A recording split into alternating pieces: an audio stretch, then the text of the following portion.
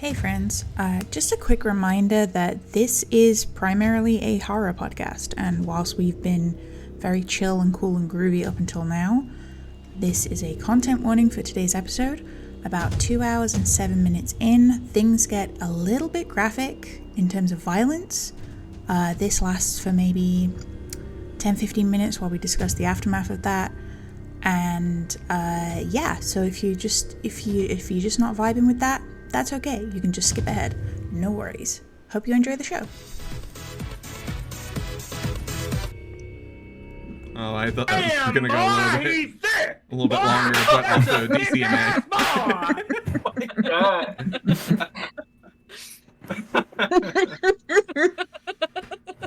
Have we not been canceled yet? Doing great. Dungeons and dungeons and dungeons and dungeons and dungeons and dungeons and dungeons and dungeons and dungeons and dungeons and dungeons and sometimes Dwagons. Wagon. Hi everyone. I'm Drew, your humble TM, trying to work through technical difficulties. Whoa. Sorry, I know that it's been a very stressful time for you. Whoa. I know this has been a stressful time for you, Drew, but you will give yourself your rightful title, please. One second. Okay. Restart. Restart. Hi there, everyone! It's me, Drew. How's it going, everybody? My name is Drew Kablire, and welcome to another episode of Nightmares of the Midnight Vale.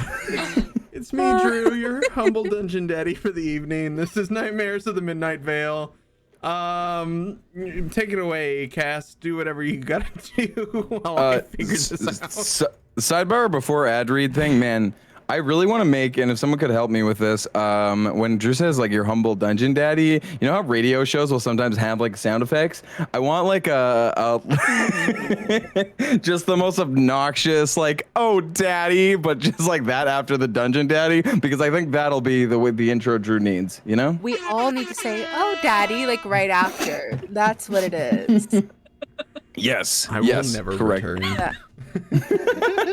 On the one hand, it'll be a cold day in hell before I do that. On the other hand, you ask nicely, I'll do it for you.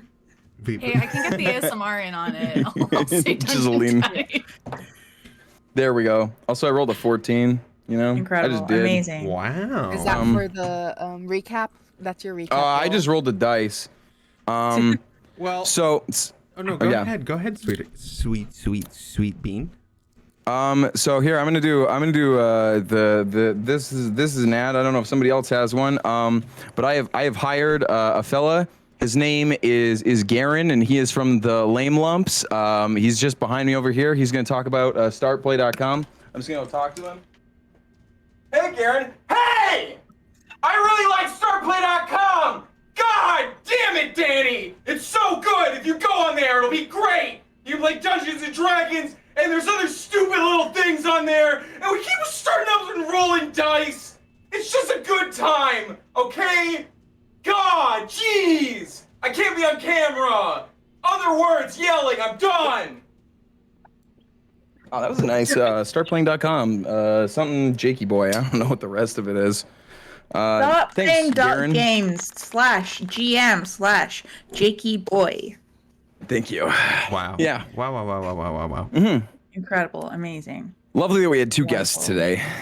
Yeah. I wasn't expecting that. Very good. We only had to pay for one.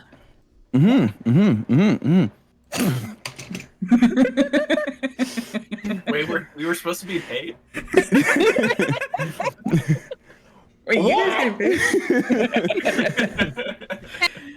Speaking of wonderful guests, this is Will. Will is my other brother. Oh yeah, Someone brother. take this mic away from me, I please. tell you what, you've got the cream of the crop. This party is gonna raise to the top, and those dice rolls non-stop. I just had a channel Macho Man Randy Savage for a second. He didn't have the cocaine breath. So. Oh yeah. I I am We're super thrilled. gonna play Dungeons and Dragons. Really working for that non-existent paycheck. Like, it's just I'm gonna pile drive that dragon right into the rink, slam his head right into that top turnbuckle, and I tell you what, brother. I'm so tired. I didn't realize we had the energy to be this unhinged today, but I'm glad y'all are here to see Apparently- it. Always have the energy to be unhinged. Like, unhinged energy doesn't require real energy, it's imaginary energy, and whatever Jakey's drinking. Yeah, I was gonna say, I'm halfway through this. I'm not gonna say what this is, because cheers. That Boja. Nothing like licking a battery to get the charge. You know what's funny though? My straw is green. Will, Oh, just so you know, interesting. Verity is giving you an inspiration right off the rip. Out for a Oh my rip, are you, goodness, bud? Verity. Incredible, amazing. Wow. Speaking of that, let's roll for recap, because we don't have any ads this week. It's true, we don't. Except for Which Cardboard. is- Cardboard's great. Here's one more ad. Cuties. Y'all are them. Look at your little face. Oh my god. So cute, so adorable. And that little feeling, you know, the reason I know you're cute is because when you want to squish something cute, that innate primal feeling, you can look it up. It's a real thing. That's what I want to do to all you. I just want to smush your little heads because you're adorable, not because I want to crush your head. If you're gonna do that, Jakey, will you at least do it with your thighs? Startplaying.com/Jakey.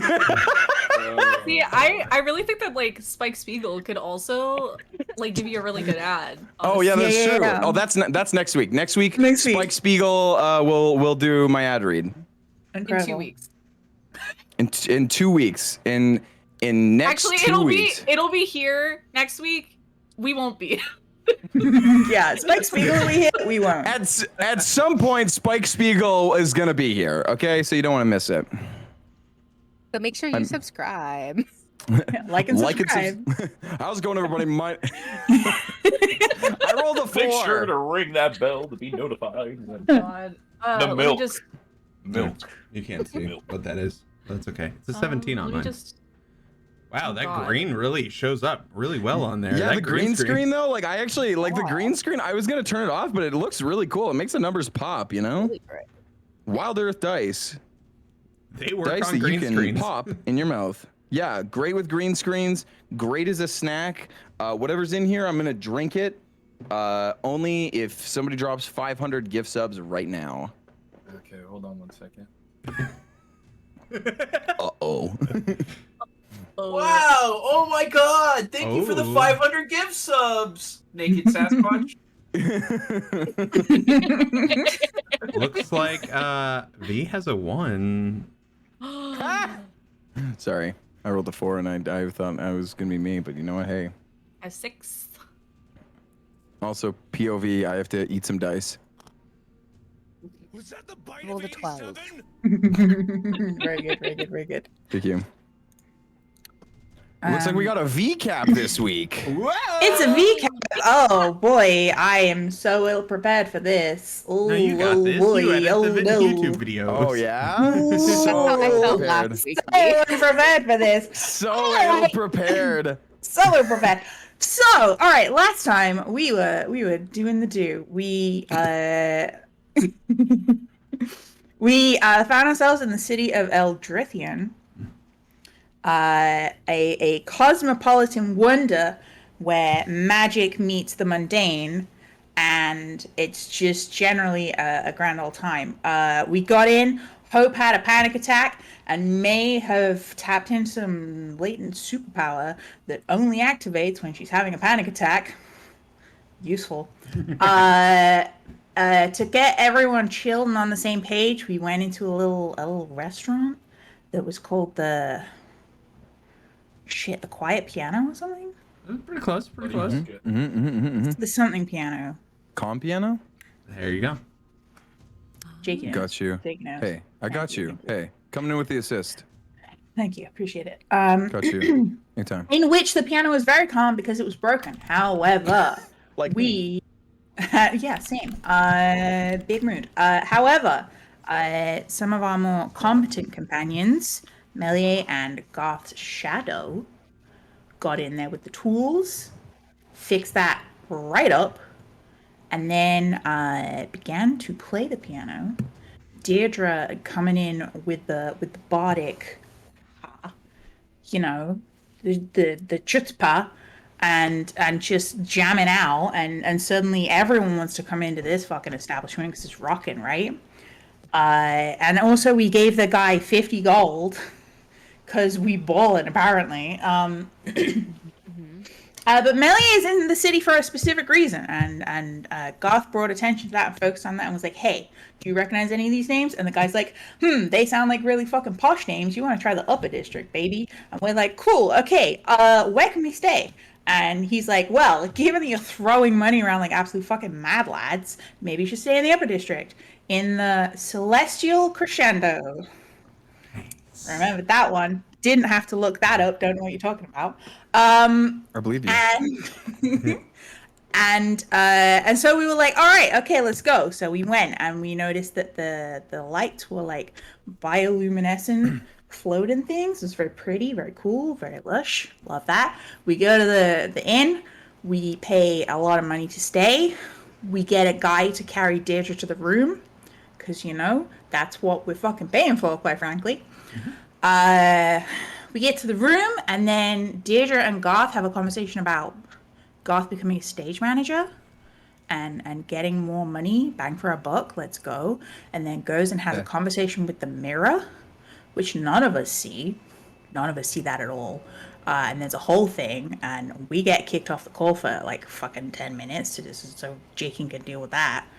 And then we come back and we all get this telepathic message reaching out from the beyond saying, hey, just fucking blast him with light. And we all took that as a must do this now and went feral, quite frankly.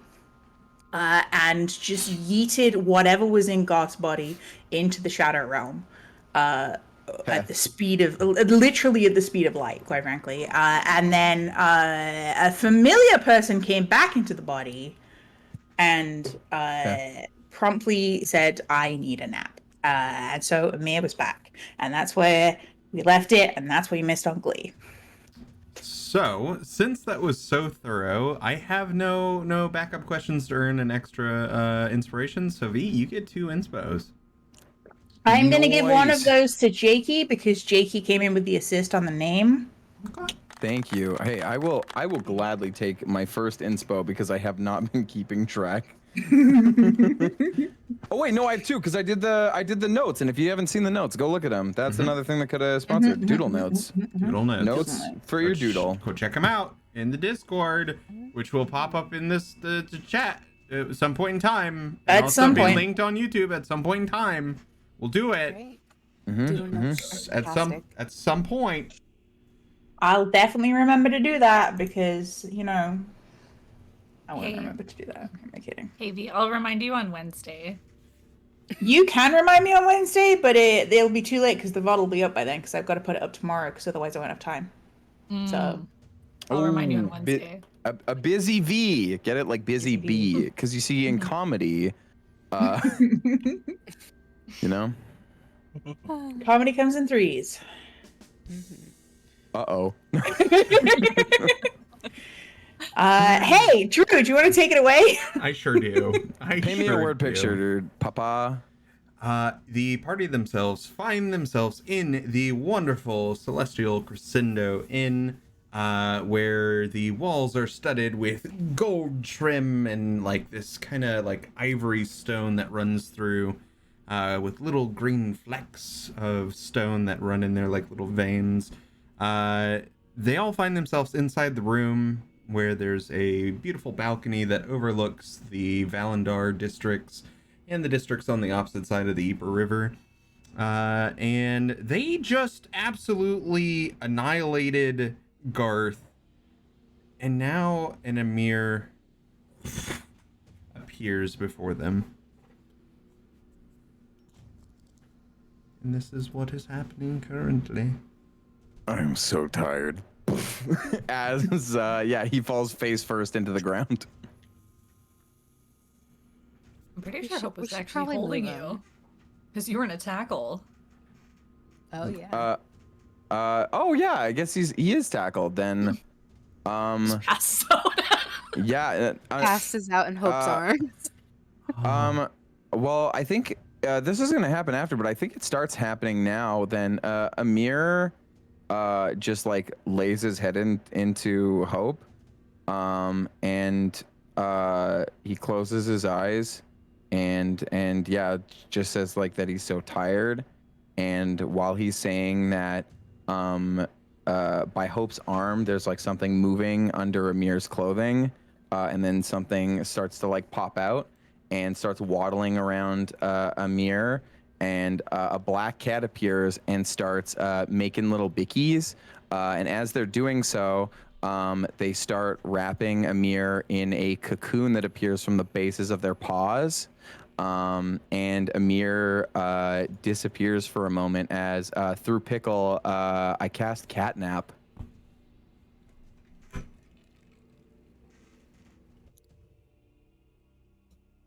Yeah, Amir's in a sleeping bag now.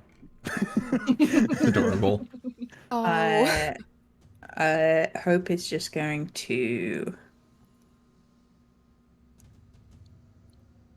look at their hand where there's not even a speck of dust from where the mask disintegrated from last time.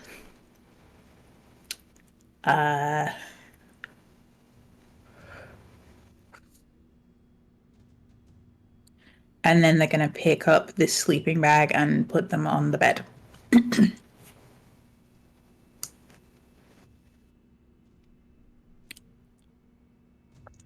For all of you, the hour is late. You were all about to head out into the town and do some recon, which you're more than willing, or able, I should say, to do, being that half of you don't need sleep. But with that being said, I'd say it's probably close to about maybe 2 in the morning.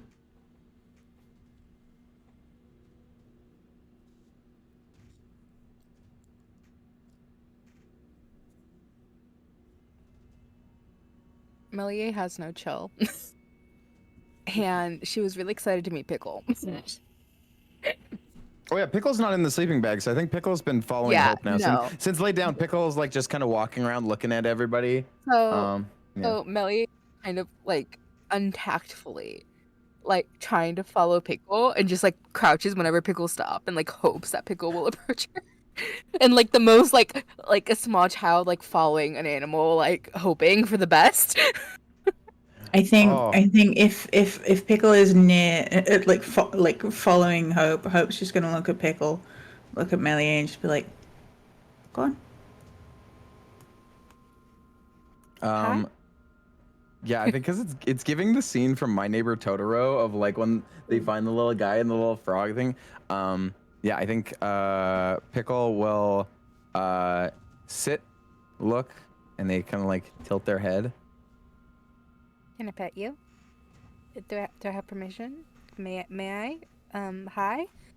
Oh, maybe I should introduce myself better. Hi, I'm Meliae. Is that what you're supposed to do? Introduce yourself before you get permission for pets?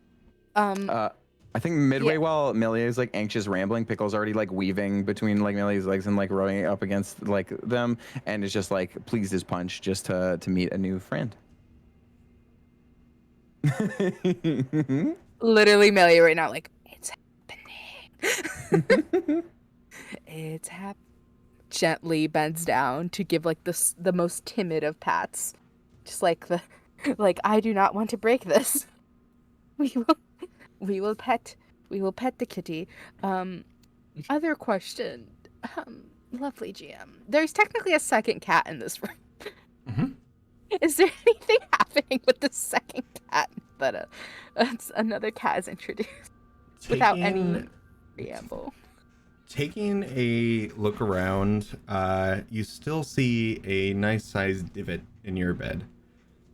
Okay, making sure. I was also, me as a player was like, oh no, you don't just randomly introduce a cat. And I'm just expecting a You're- cat fight right now. your cat seems to be indifferent to literally everything, like an explosion in the room. Indifferent. That's fair. Just napping on the Pickle. bed. Glad to meet you. Glad that Amiir is back, it seems. I look at Hope and Dierdre, like, is that the sentiment we're going with? I mean, I've seen a lot of very strange things, and that was certainly one of them. I mean, it was pretty cool. Strange, but pretty cool. It was something. Something. So, Deirdre, you need a new manager. So is that something we're going to do in the city, or are we just going to let Amiir take over that job? Oh, What's the... I think Amiir needs rest. Well, And I've always been self-managed, so I don't see a problem with continuing. okay. Blissfully just not thinking about how this is a big thing for the other two to process. Just vibing. So currently we have an Amiir tucked up in a little sleeping bag on the bed. Meliae with good old Pickle. Dierdre, Hope, what are you two doing?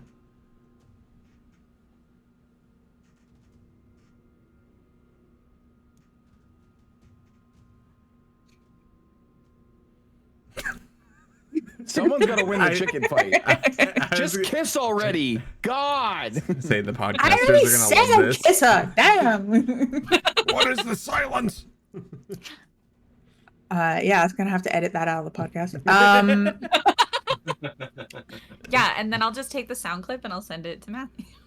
Incredible, amazing, love that. No, I'll record you a fresh one just for Matthew. Oh, okay. Thanks. Hey Matthew, I'm coming to steal your girl. Let's go. Anyway, the least threatening energy I have. In fairness, I think Hope is probably watching Dierdre in terms of like how Dierdre is feeling about what the fuck just happened. You know? Yeah. On one hand, it would be good to make a lot of money, and I feel like Amiir would like to have money. Considering the importance that was placed upon it, and now that we kind of understand how much fucking money this place was. But also at the same time, it's nice to have a sleeping friend here again. So I don't know. She's just kind of like standing there, like looking at like her instrument, and then like free bed, and then instrument, and then free bed, and just kind of sits down on the bed with her instrument, and then just like looks at it. Yeah, I don't think she knows what to do, honestly.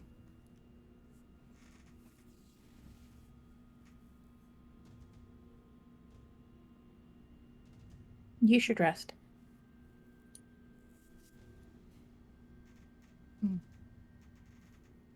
Music can be tomorrow.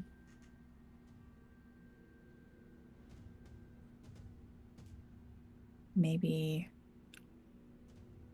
a distraction for Meliae to do what Meliae needs to do.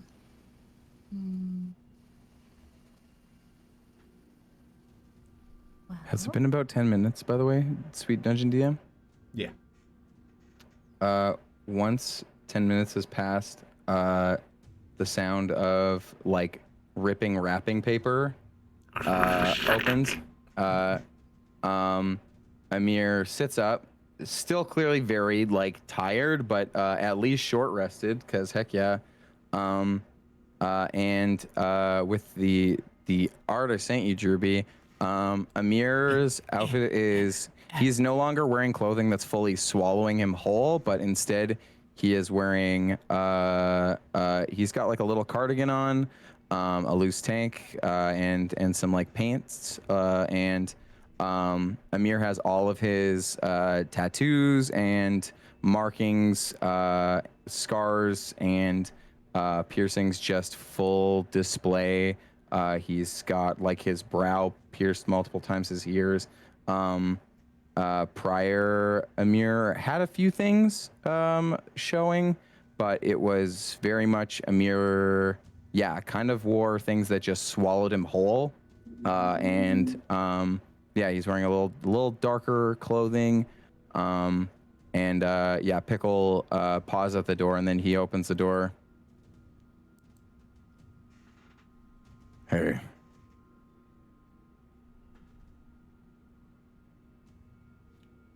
Hello?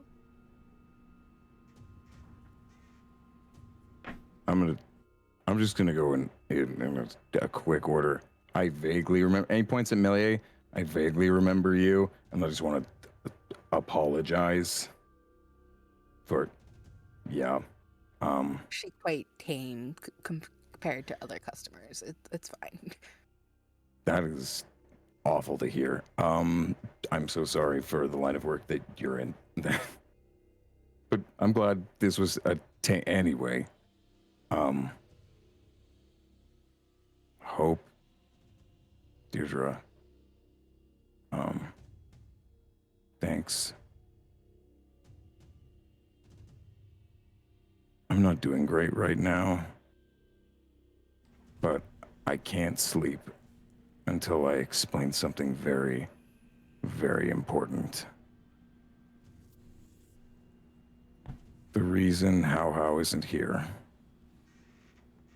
is because How got separated from me when I went through the tavern doors. But he didn't just get separated. Whatever happened to... And Amir points to his shadow, which still has a similar shape as Garth. That is Garth. Whatever was in here was nothing. And when I went through the tavern,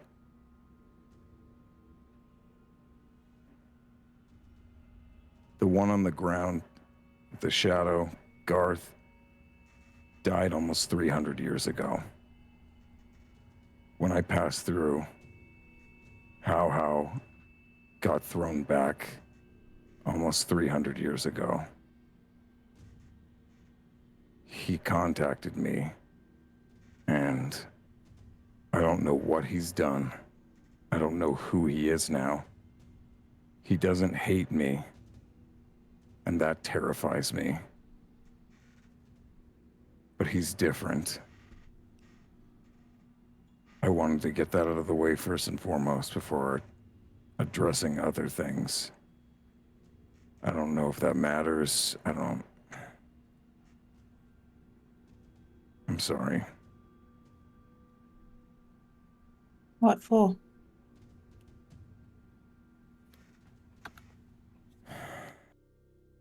For leaving. For being impulsive, going through a door by myself. And he looks very directly at Hope. For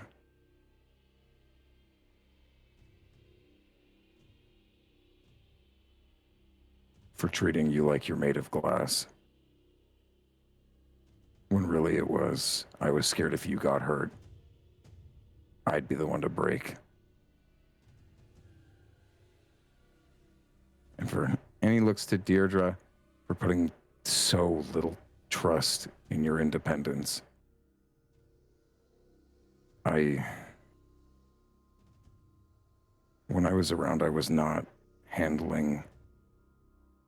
helping well, and yeah. And I'm sorry it took me so long to get back. And I'm sorry for whatever that little shit was planning. I kind of gave up for a little bit.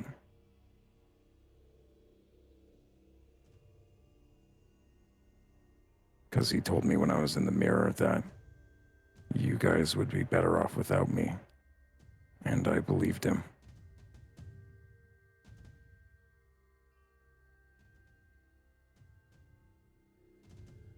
Hmm.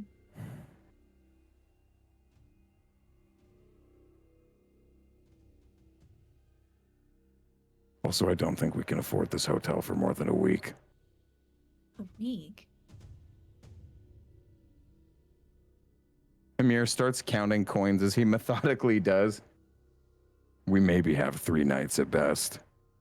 But then we are, yeah. Yeah. I break tension through being awkward.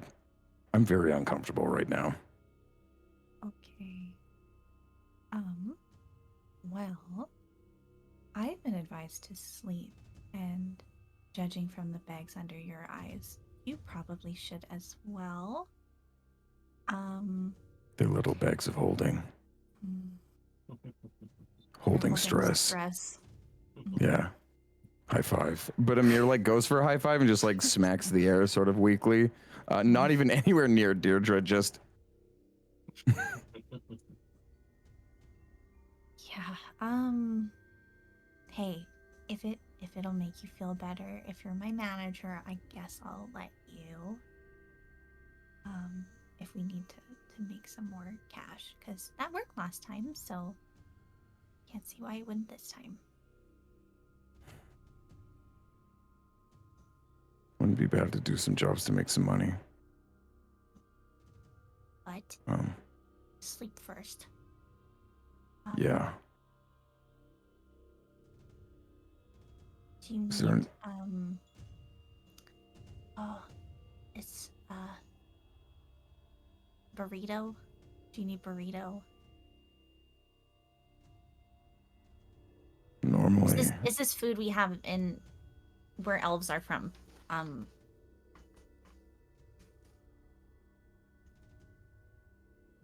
am an elf, and I will tell you right now. But yeah, I'd love a good burrito. That'd be great. Yeah. Okay. As a fellow elf to elf. Mhm. Yeah. I'm glad that you believe me because nobody else seems to. Yeah, so I'll go in. I'm gonna go in burrito. Go burrito Amiir. Before Amiir goes, he's gonna kind of turn to everybody. Is there any questions I can answer before I sleep? Like, just so there's at least that closure. But no, like I'm not trancing. I'm going to bed, but I do want to like at least clear some things up. Go sleep. Okay. I like to imagine the entire time he's talking, she's actually like actively pulling him into burrito. Yeah, down. Yeah, I was gonna say, back to the similar to like Dierdre going up the stairs. Amir's just getting like rolled in, like standing in the hallway, and then eventually he's just like rolled out of the room. It's still on the bed. It's just rolling. No, it's fine. It's fine. Yeah, Amiir takes no time to fall asleep. It's just Dunzo. Amiir, as you're falling asleep, you feel a familiar sensation of little paws climbing up on you. And when you look, Pickle isn't there.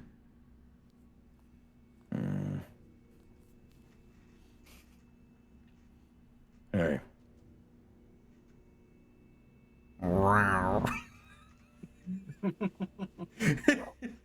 We'll get along just fine. And then he just closes his eyes. Harry? To be fair, Amiir is warm and is comfy. Better place to nap than on top of Meliae. Speaking of Meliae, as the rest of the party begins to start their slumber, what are you gonna do? Guess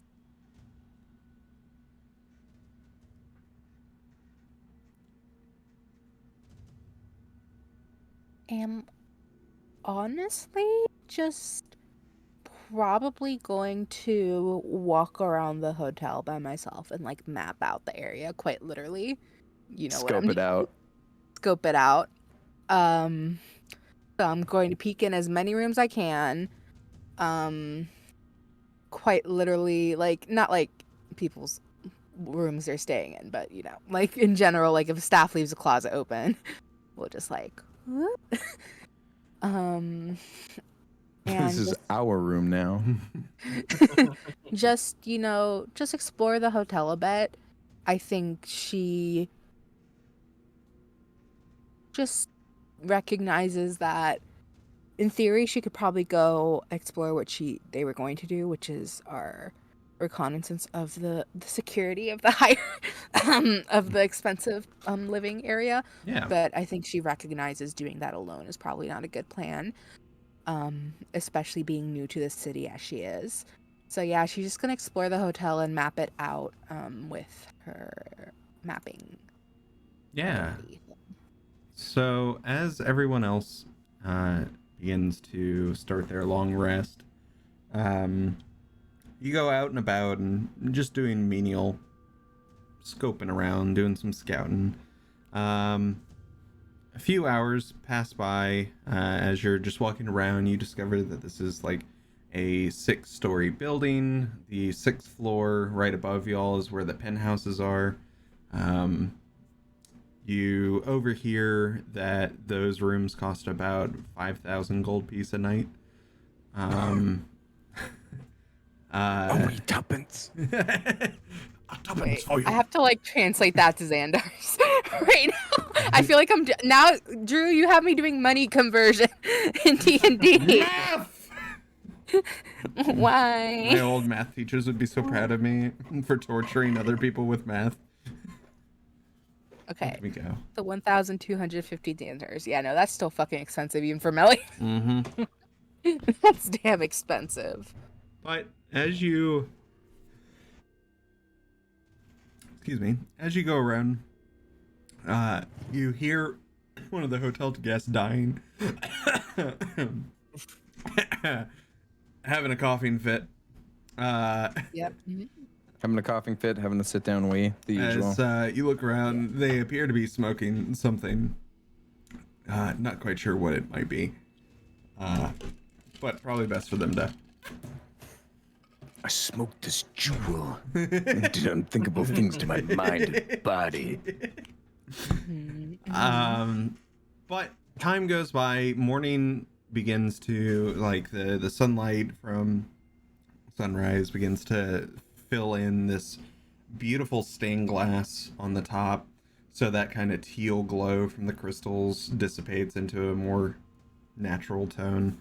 And you can see that they're beginning to open up this dining hall where they're bringing out these people who stand behind these very nice tables. They're preparing food, preparing drinks. It seems like they're getting ready for their morning service. What kind of drinks? Your classics of like mimosas. You've got teas, both warm and cold.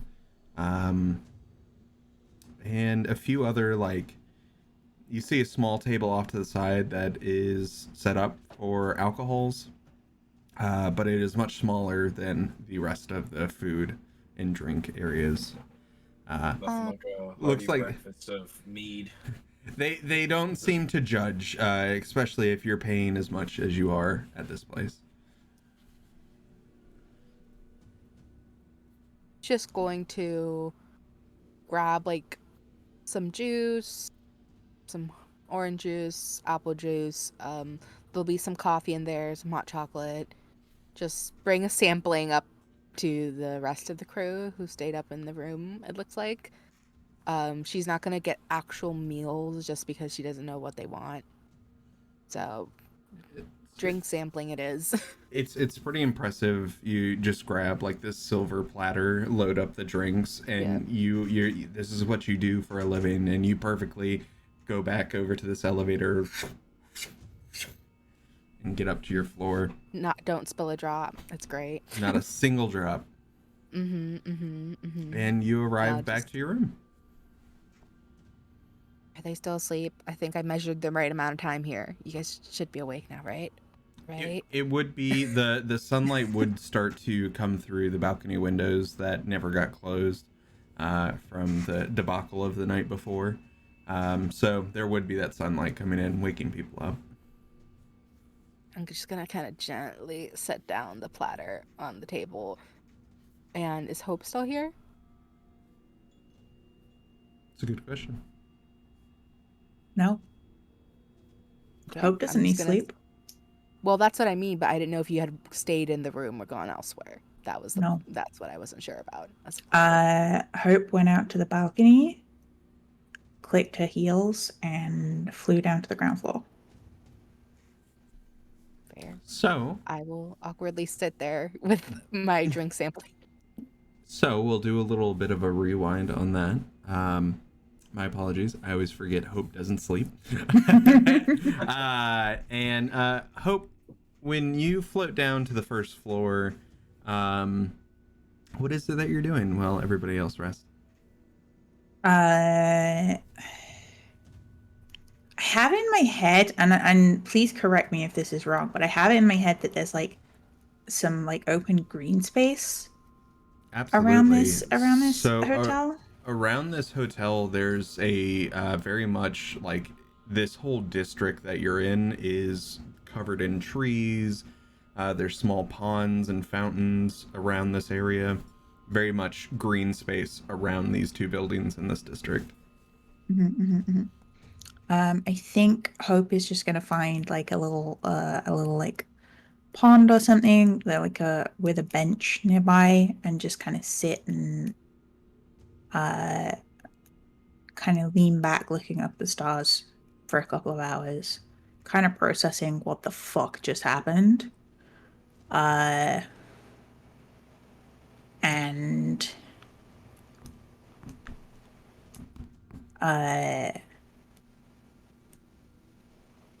trying not to and failing not to think about the fact that she now has 0 links to finding how because the mask got destroyed, and thinking that 300 years is a very long time.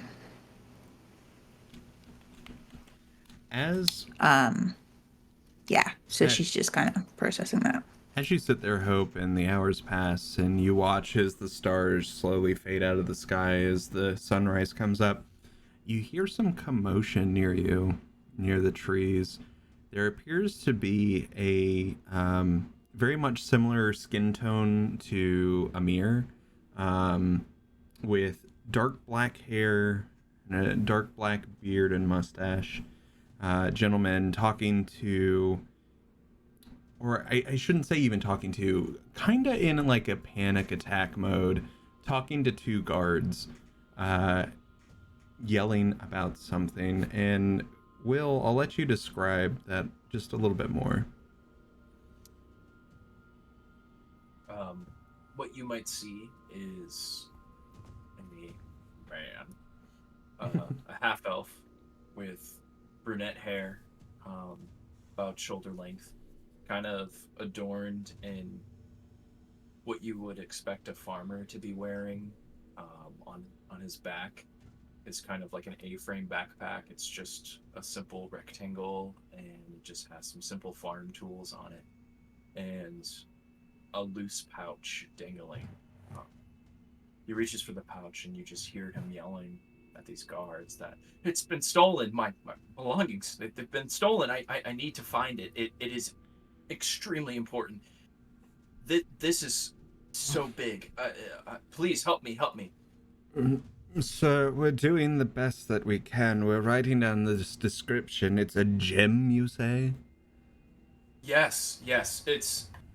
It's almost as a tear-shaped gem. It's size of my fist. I've never seen anything like it. You would definitely recognize it if you saw it. It's immaculate. It's I don't know the value, but it's very important to me. So you don't know the value of this gem. And it's a teardrop-shaped gem. Can you describe it any possible? Is it cut? Is it rough? It's nothing that you've ever seen before. It's smooth, but within it emanates, I don't know how to explain it, light in a sense. If you saw it, you would definitely know it. Okay. Oh shit, guys, I'm fucked. So we appear to be looking Ooh, for shinies. we appear to be looking for a stone that we've never seen before, but if we've seen it, we will know, and it was stolen. And can we get your name, sir? Yes, my name's Miguel. Miguela. All right. Well, we will be in contact with you. If you please feel free, if you do find it, to stop by and let us know, and we will keep our eye out for you. You'll keep your eye out. You need to summon the guard. Sir, you have I'm us supposed looking... to just wait for you? I feel helpless right now. Please. Sir, we cannot find something you cannot describe aptly. We will keep an eye out for it. Miguel, as he sees the guards kind of pompously walk away, basically seeing them throw and crumple away their report and throw it on the ground because it's nothing to them. It's kind of a metaphor for his life. Been a bunch of failures and nothing. Every time he's trying to do something good, just gone bad, and he just crumbles to the floor, hand gripping his shirt, and is just sobbing. Hope you would see this. Ooh, yikes. I'm just gonna get up and go the other way. No, Same, Hope. Same. do I make the connection that I as a player have made in terms of this description? I'm gonna say you could roll. Let's do a wisdom roll as a context roll. So you'll have the same stats as a wisdom roll. Roll for context? Jeez, I roll would bomb every single one of these arrows. That's a 7. Gee whiz. But you know what? I'm gonna give myself guidance because I can do that. And I forget that I can do that. That's a 9. Context, none. Left beef. Yeah, no context there that you might be able to put 2 and 2 together. Incredible. Okay, well, I see a guy who's upset. I'm gonna go not sneak up on him, but like kind of like almost like a drive-by vibes, sending calming vibes. Man, when I do that, I just drive by and fart by people and run. But I'm glad you give people vibes. Yeah, right. Vibes. Hey, you give people vibes too. Yeah, I was They're gonna just say, more you're- fragrant. Yeah, I was gonna say I have fragrance and then you have feelings, but we're both crop dusting in our own way. Yeah, basically. I'll definitely say, with your flump background, the vibes you would immediately pick up without any context is desperation. There is extreme desperation in the vibes that this individual is putting off. Yeah, I will use my wiles, my flumpy wiles, to project calmer vibes.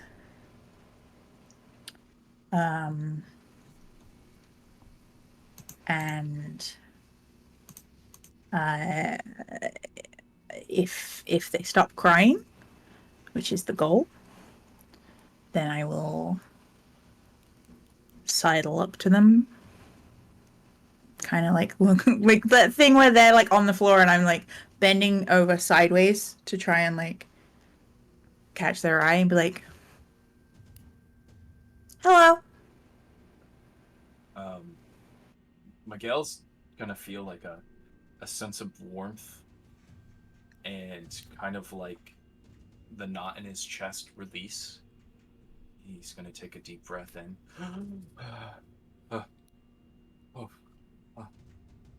He's gonna wipe away his tears. You know, like when you're crying, it's just so hard to keep your eyes open because it's so salty it burns. And he's gonna get off his knee and kind of feel Hope's presence and turn and see this person kind of looking and I'm sorry, I didn't see you there. Hello. He's gonna wipe the snot off his burlap shirt. The most comfortable of shirts. It's a very coarse tissue.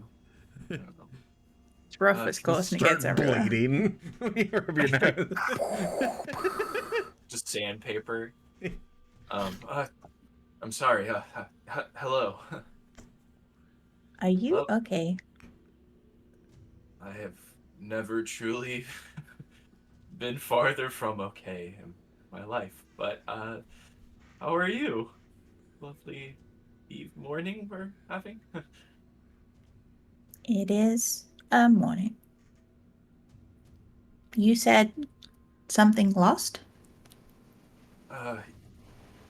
Yes, I don't really know how to explain it.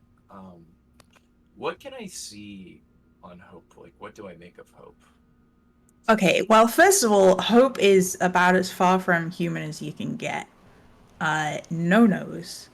Hair is like thick, kind of fleshy tubes, for lack of a better term. Tubes by Yoplait. Tubular. Yeah, her hair is made of Go-Gurt. Thinking about that on my head. No. Skin is kind of like a a pale, kind of yellowish color, and then that kind of fades into a blue in the hair. She's wearing fairly simple clothes. They're kind of a little bit mismatched. You get the impression that she's just picked things up and put them on, and currently has her staff with her, and on the top of her staff there is a floating gem, which is tear-shaped and, interestingly enough, has a very indescribable quality to it. Being a worker of the city, Miguel isn't going to be very alarmed by Hope's appearances. He sees all walks of life. It's just a metropolitan life. Even though he works in the most rural outstretch of the city, clearly a laborer. And Miguel's going to look up at Hope and look into their eyes. And then immediately you see a shift in his gaze towards your staff. How did you get my crystal? I'm so glad that. Did you bring it back to me? It's mine. Did you take my gem? Please, yes, that. That's exactly what I was trying to describe to the guards, but it's. When did you lose? Just happened mere moments when I was walking through the market. This, mine, weeks. Impossible. Have my gem for weeks, but felt like I was only gone for moments. Perhaps. Came back, it was only 2 days. I guess time really flies where I was, but. Where were you? Some mysterious tavern found this coin and flipped it to determine what I was gonna do. Led me to this place. It's really hard to get into the details, but my name's Miguel. What's your name? Hope. That Hope, really. Miguel is just gonna feel this immense emotion of like that it's destiny, that you are the hope that he's looking for. Are you flirting with me? He's gonna cry. I was just going like, I need an adult. I need an adult. And it's just gonna scoop you up in her. Oh, I love that. Very good. It's not done yet, but you know.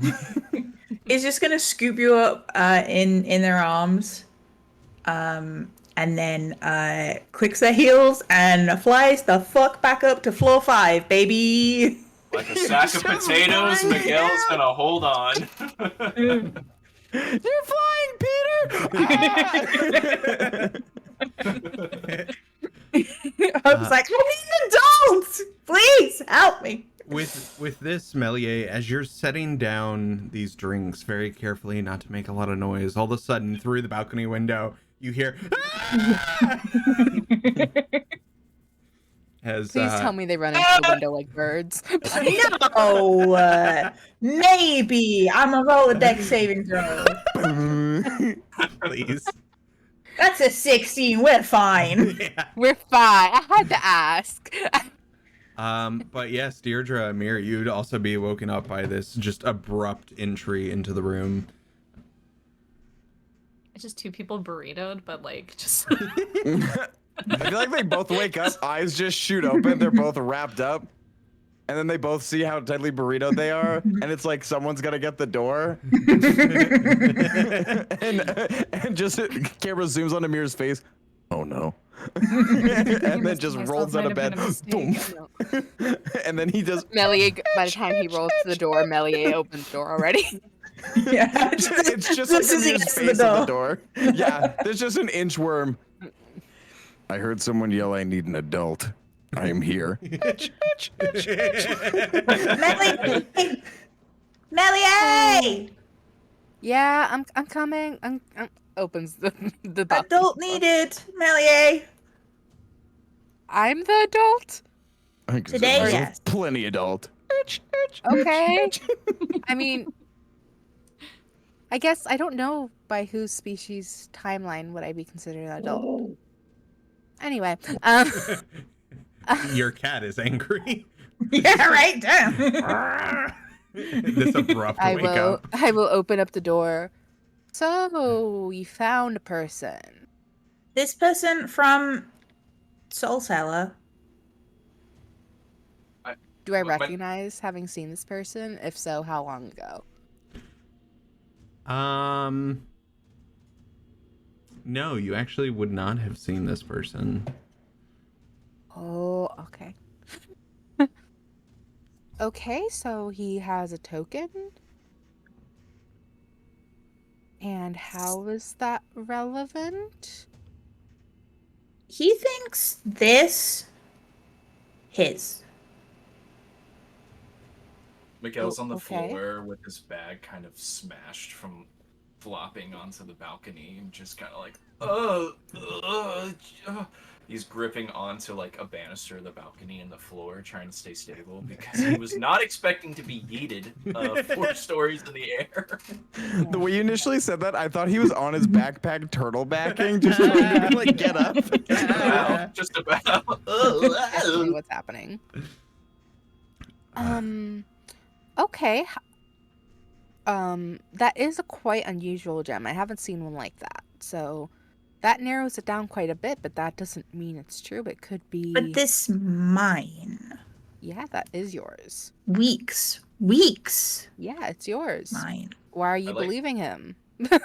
I'd like to say that during this conversation, the coin is just clinking and then rolls right in between the middle of you and kind of does a spin and then just kind of stands up. Undecided which side to fall on.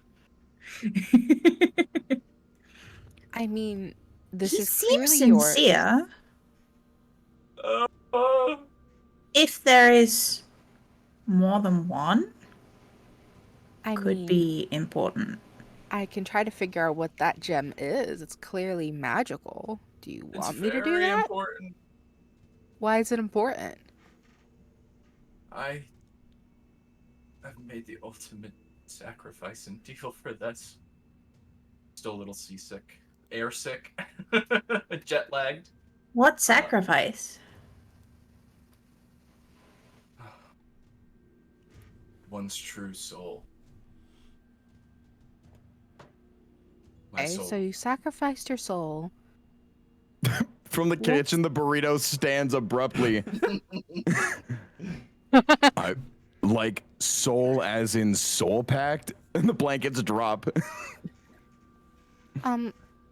Did you do name or did you just do soul? Like what? I'm Miguel.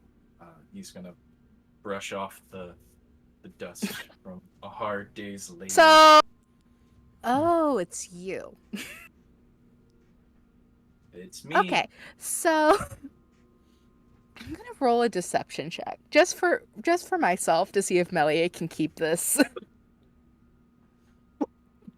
The fact that she's like, oh shit, that's the guy I need to kill. What? I gotta go. What have I done? Yeah, nice Really, lamb to the Hope is being so slaughter. helpful delivering me the person. It's only been one day. What is less than 24 hours in the city? Like, Bringing the lamb to slaughter. so helpful. I mean, I rolled an 11. I'm not that great at deception.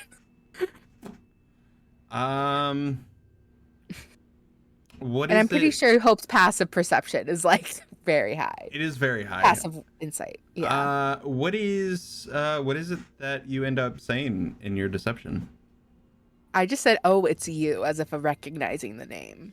Gotcha. I think the tone is very much like, oh, it's you. Hope you would And have like picked you this kind up. of see for a moment like the hand flicker towards the weapon, but like then pull back.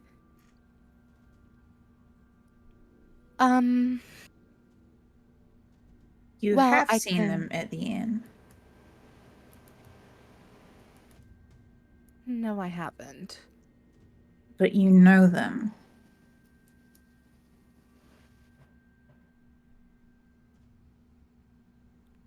I do. In passing, hearsay. You gave up something very valuable for this gem.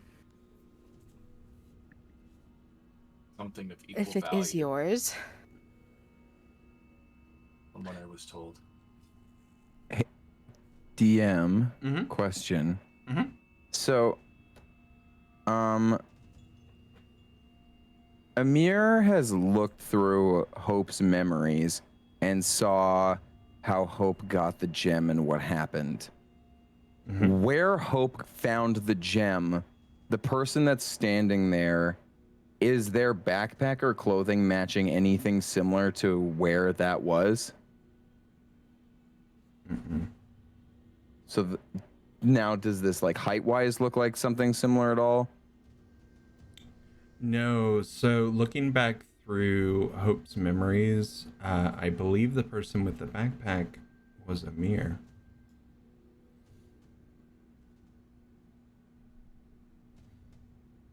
Could I be wrong? Am I wrong? Yeah, No, I'm talking okay. about how Hope found the crystal, because the Hope found the when- crystal on from what was body. described was On a body, yes. Yeah. My apologies on that one. Shut a break then. Jeez. I was like, oh, what? Is this like Doctor Hoot in here? Am I River Song? Am I like? No, the corpse that that was found on. Thank you for reminding.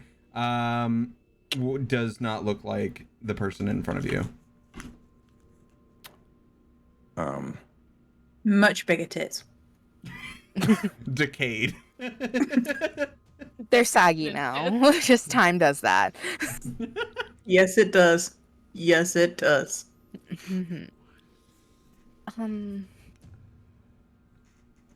Yes, I've heard the name. So, this crystal. You claim it's yours, and I know for a fact it's Hope's. At least at this time. Tell me, what do you know this crystal is?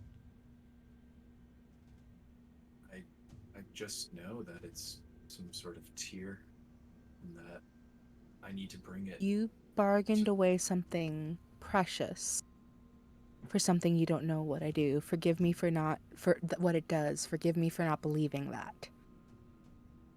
I know it seems very confusing. I'm just a simple kind of man, but I've lost someone great, and they meant everything. They were the true goodness of my life, and I just can't live without them. And so I ran into this tavern. All sorts of folks. It was very crowded. There's a lot of gambling and trades going on, and I spoke to this. I don't even know what to describe it as. I can't even really say their name, but they told me that if I give up myself, that I can return true goodness back into the world. And I need to bring this crystal back to the temple.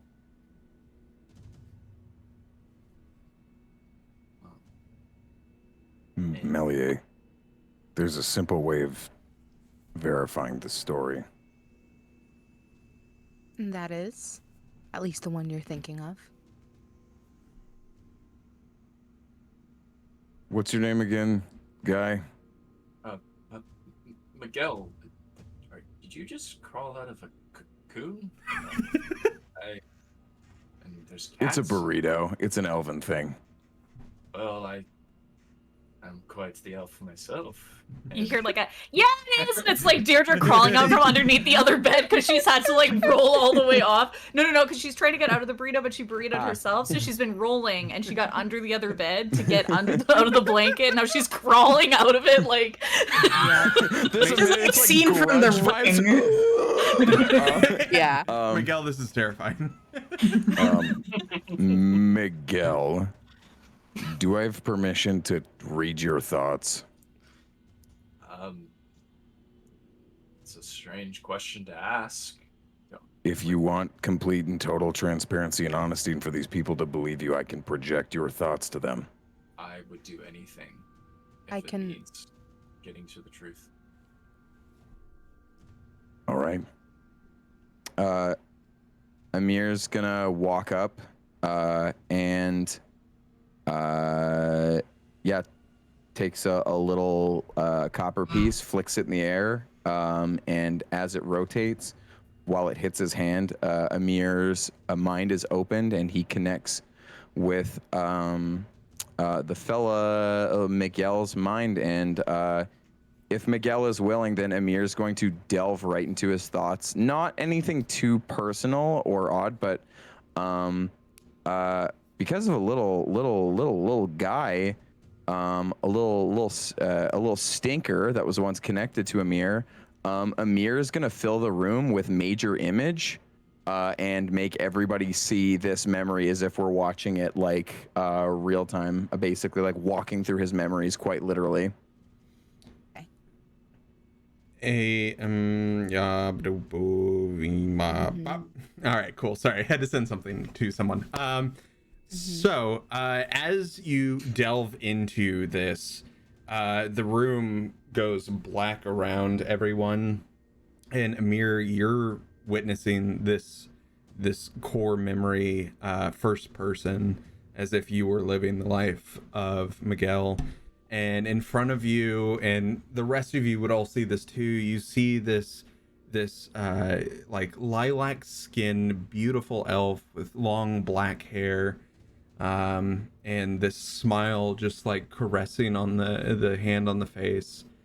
And it cuts to her laying in this tomb, and then immediately it shifts all around you to you're inside a temple. There are a bunch of elven statues of deities all around you, and you see this fair-skinned elf with stark blonde hair and these blue eyes with a green sort of armor on. And you hear the phrase, I mean, if you had a tear of a god, you could bring her back. The room shifts around. You see this coin wedged into a piece of wood. As you pick it up and you look at it, and you feel this sense of desperation inside of you as you flip the coin in the air and say, I need a drink. As the portal opens in front of you, you step inside this doorway. You're met with this feeling that you didn't get to experience when you first walked through the tavern yourself, as you were quite drunk, and you get this overwhelming sense of just overwhelmingness. And you can see all these creatures, and you walk your way up to the bar, and as you do, the beholder in front of you is offering you drinks in this, and this sense of desperation inside of you, the room moves again as you stand in this kitchen. This horned creature stands in front of you. It says, listen, if you want to bring someone back, it's not quite as easy. This goes against what the Orchid Queen would want, and I just want you to know this is something very special, and you'll have to trade quite a bit. You feel this compulsion inside of you. The room shifts again as this beautiful stone is shown in front of you. It shines like a rainbow with black on the inside. The light emanates out. It looks different than Hope Stone, only slightly. As this stone is placed into his hands, you feel it, and you put it in your bag, and you make the deal. The room swirls around you once more as you leave the tavern, and as soon as you step out, you feel this shove against your shoulder as you see a hooded person bump into you and continue on. The memory fades away, and you're back in the room with your party. I will say that gem looked different. Amiir, now having this, is going to take in code thoughts and throw a major image. That hooded person, what do they look like? The person in the hood, you don't get a good look at their face, but you get a look at what they're wearing. It's a green and black hood that comes over, and you can see two small, like, pushing out on the sides of the cloak. They wear this green, very leathered armor, and as they move, you have this still image, and you can see a few daggers on the hip, and you can also see a rope on the side that's holding a satchel that now looks very full. Found your guy.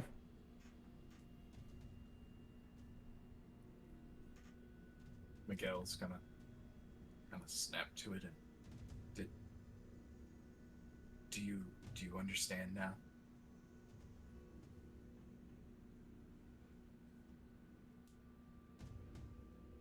And do you understand the price that you paid?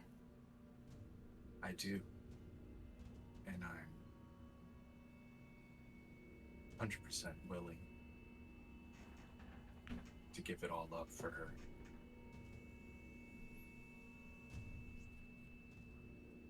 True. Because I give it a timeline. You were not. And you've heard of these contracts before. There have been other contract collectors that have worked with, and sometimes there can be loopholes. The price is a soul. Doesn't necessarily say his soul. And it doesn't necessarily say when. Mm-hmm.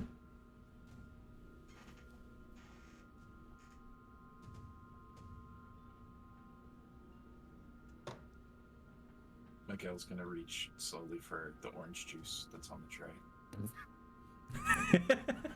Solid. Because Solid. crying really lowers the blood sugar. You didn't have to justify. You could have just taken it. It's weirder now that you're justifying taking it. I'm just a simple man. That's very apparent. And Miguel does not catch the drift.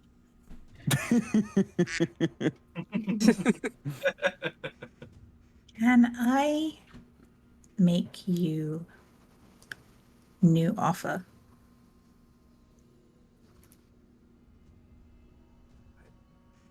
I'm intrigued. I don't know what you could offer, but Well, I have what you need.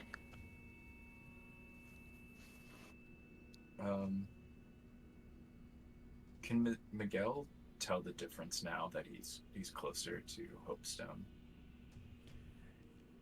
Roll an Arcana. Okay. 16.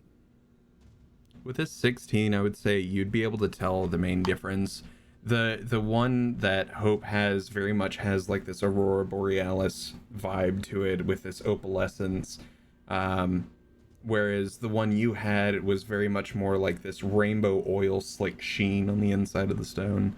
Very much two different types of stones. I don't know how to put it, but it's the same but different. I think we should speak to Lineria. She's at the temple. Do you think you can? I really dread flying. But do you think you can help me get there in time? Maybe she'll have more knowledge of what's going on. My offer is that you give us time to find your tier. If we fail, you take this one.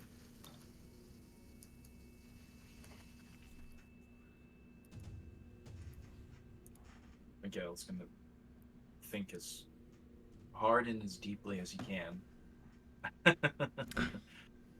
And I can accept this. This is just most kind, Hope. You really live up to your name. Not really my name. I stole it.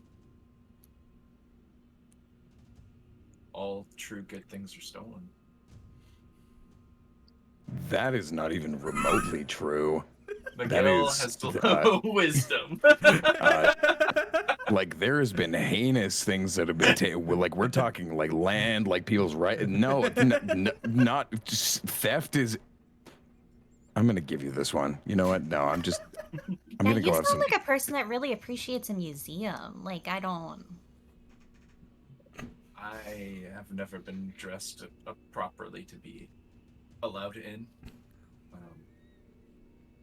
I kind of emanate a dust cloud wherever I go and smell like horse shite. What? I'm gonna hit him with prestidigitation, and so he's spotless. And immediately it gets stinky again. Immediately. Somehow. That was the other thing he traded. Hygiene. My hygiene. I'm going to turn to everyone else. We should go outside. Yeah. Yes. I was also hoping that you would allow me to get some more knowledge on that gem.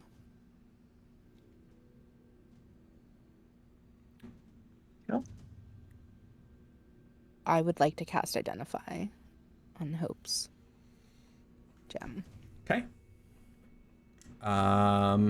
And if we have the time, I'll do it as a ritual because I don't want to use spell slot. Is it going to take us 10 minutes to get downstairs? Because Yeah, We can also yeah. set up when we get We downstairs. can ritual and walk, you know. You can Oh, absolutely we don't do that need as to you walk move. from how much we've paid. As Amiir rings a We bell. get carried. Oh, wait. Near your Garth is showing. The shadow just Look. waves. Yeah, shadow waves. Also, Amiir just turns. I've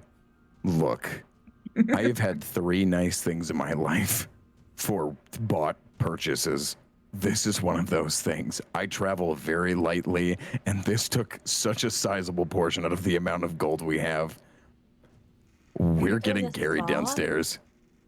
Do you mean Fair. spa? I heard there was a spa. I don't know what that is. Just like Oh. the sound There of it. is. We can have breakfast delivered to the spa. Oh my god, yeah, we're going to the spa. Amir's trying not to cry. As you're saying this, you Amir's do gonna know get you the would need to full pay box. another $100 to stay for one more day. 100 gold. Wait, when's our checkout time? It's the classic 11 in the morning. And what time is it now? It's currently 9. You got 2 hours. That's enough time at a spa. As Amiir kicks open the door and is not waiting for the people to come get us and just starts running. We need to get to the spa! Amiir shouts as he's running down the hallway. Yes, right this The rich way. people can tell who splurged, and this is Yeah. a once in a lifetime deal. Amiir is running like a dad at Disneyland who's saved all of his money there. We gotta get there before the lines, kids. We have to go. Forget Follow the sunscreen, itinerary. Doreen. As you all are making your way to the spa and you get there, Meliae, you've casted Identify on Hope's stone. Mm-hmm. It takes a while for you to actually get information off of this, but when you do, Meliae, this is an artifact level item. This is a tier of creation, and these tiers were formed at the beginning of the cosmos by the 2 creation dragon gods. This happens to be a tier of Rika, and this happens to be a tier of creation. With this stone, this tier can access a repository of knowledge and inspiration. It harnesses visions of animals, plants, life, nature, and druids in particular can gain insights into the mysteries of the natural world and cosmos and have visions of these different animals. Wow. Okay. Thank God someone else knows this information now. Hey, yo, what the? It's almost as if Meliae is built to get all the information possible out of everything. Absolutely. Wow. With this I've been context, sitting on this for a while. with I'm this, just like, thank God. with this context that you just got, the stone that Miguel is looking for must be of equal value. Mm-hmm. Can I do a very high Arcana check to make a guess as to what tier was Miguel's? Yeah. It is going to be a high DC, just as a heads I up. have advantage. All right. I'm like, I have advantage. I fear nothing. Okay, that one was a 14. That one was a 28. With a 28, you beat the DC. And you don't get the full name of what you think it is. However, you've heard tales in the tavern that there are 3 different types of tiers of Rika. One of which is a stone of resurrection, one is a stone of creation, and another is a stone of light.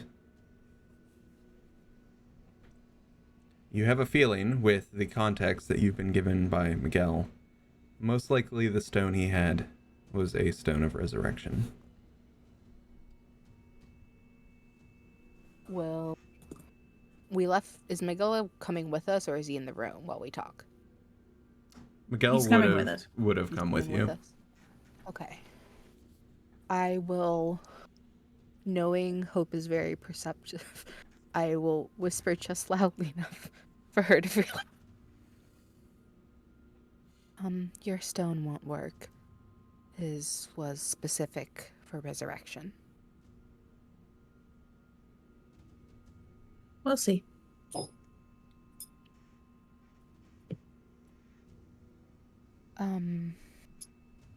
And wow, we should really not be holding these gems just out in the open like we are. We really shouldn't.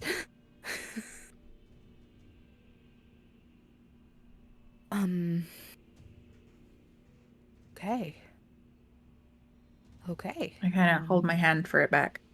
Yeah, I'll send it back. Do you want the update now or later?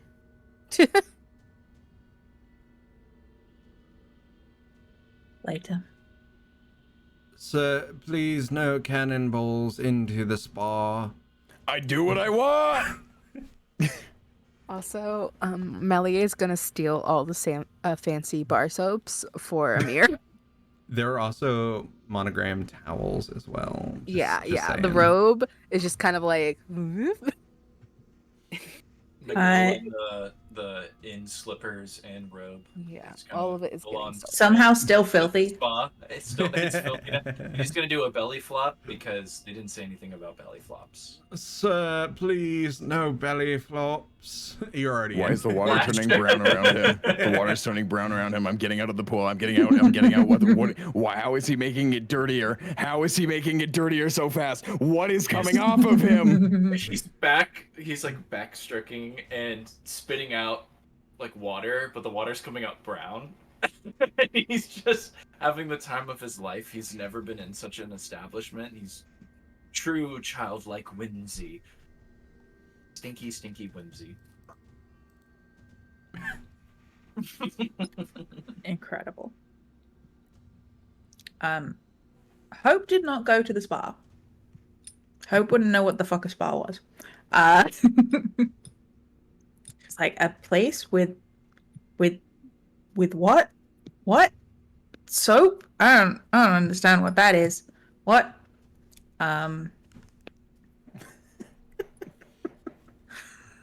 Sorry, just the idea. Hope has no idea what soap is because anytime Hope has needed soap, Amir's just thrown prestidigitation. So it's just constantly like Hope leaves somewhere, like walks out of the bathroom or whatever. Clearly, has not washed their hands. Just prestidigitation or like anything in the morning prestidigitation. So Hope has no context for soap. Hygiene? Who's she? We don't know her in this house. No, much in the same way that V has never been to a spa, Hope has never been to a spa and doesn't really understand what they are. So, Hope is going to go outside and probably go back to that bench that they were on earlier, hold the tear between their fingies. They're not quite enough fingies. And is going to cast Locate Object.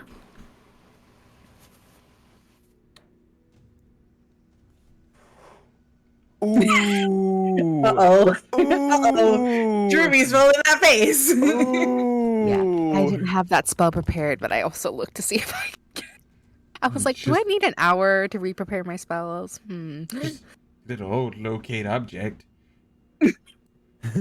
Just a little old locate object, you say? just a little old locate object. Yo, what's it like to get Emily Axforded live right here? By a spell. So it does have within 1,000 feet of you. Yeah, it is within 1,000 feet. I'm very aware that it's not. I'm not going to be able to detect it across the city. Oh, I do have it prepared. We both have. Oops. Sorry. And even if the one that I have is too different, I have seen it up close at least once because of major image. Mm-hmm. You bet. Mm-hmm. How's that taste, DM? Tastes great. Tastes great. Delicious. Okay. Well, that happened quicker than I thought.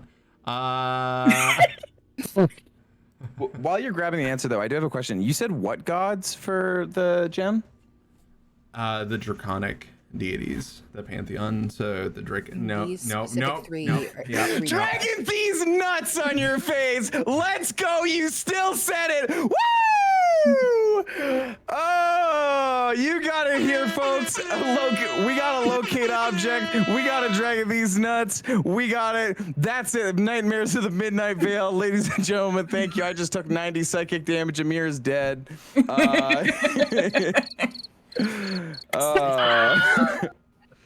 Honestly. So with locate object, the object itself must be more than 1,000 feet away from you.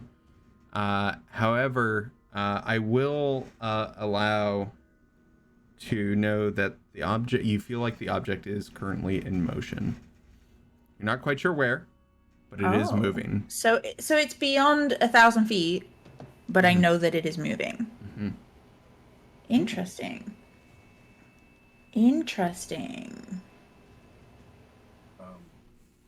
Miguel's gonna notice that Hope isn't inside the spa, and is gonna hastily put on his dirty garments and There's clean clothes right there. before as you say that, Miguel darts in a cloud of dust towards the Now that's crop dusting. Staff is pouring bleach into the pool. The trash man. the burning incense along the way. Yeah. Why is he so gross? And Miguel's gonna look for Hope outside, see that they're on the bench where they first met, and approach Hope.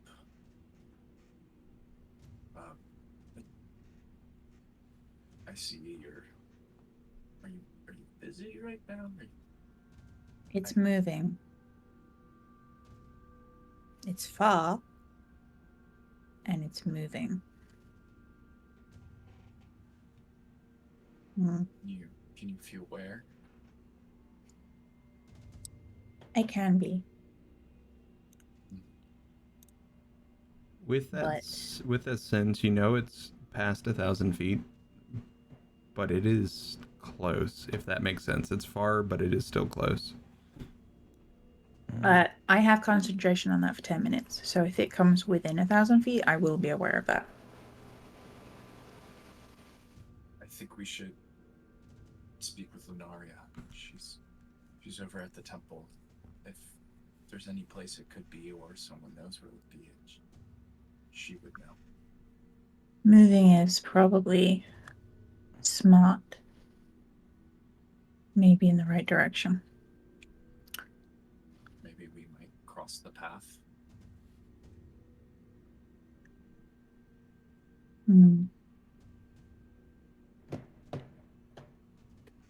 Miguel casts fireball. No, I'm just kidding. I'm not going to talk about what impulses Meliae saw the second she heard your name. And dead. Oh, sorry, Drew. I killed our guest immediately. Well, thanks for having me, everyone. There are literally a million NPCs in the city. I was just wondering, because I just... Deirdre's been standing there for like 30 minutes just saying the word spa out loud. Just like the word sounds nice, doesn't know why they're there. Spa. So if we're looking for like this gem, right? And we don't know who has it. Maybe Sounds like it. Is this like, do you guys really want to find out where this gem is? I would I like mean, Yeah. I think that's beneficial.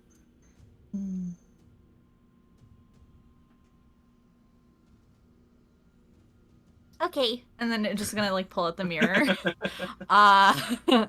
I'm gonna be like, it's like, mystic fucking mirror guy, tell me, who possesses the, the gem that Miguel bargained for?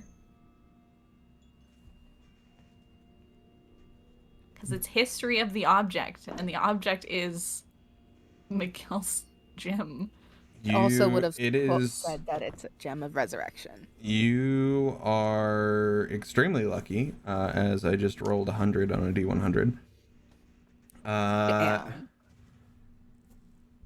There is a simple name that is uttered. Aaron Sage Shadon.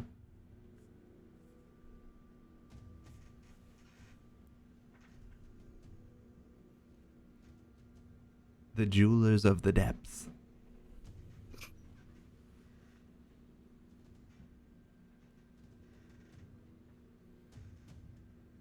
Fucking punk ass at the depths when I'm done with them, let me tell you. Is this something that we would all hear? Nope, just Dierdre. Seems like some guy named Aaron has it. Aaron Hansen? Yeah, I guess he's like a jeweler of some kind. I mean, you said you were like in the Underdark and stuff before, right? Like that's a thing. Mhm. Do you know if are there people that sell gems down there?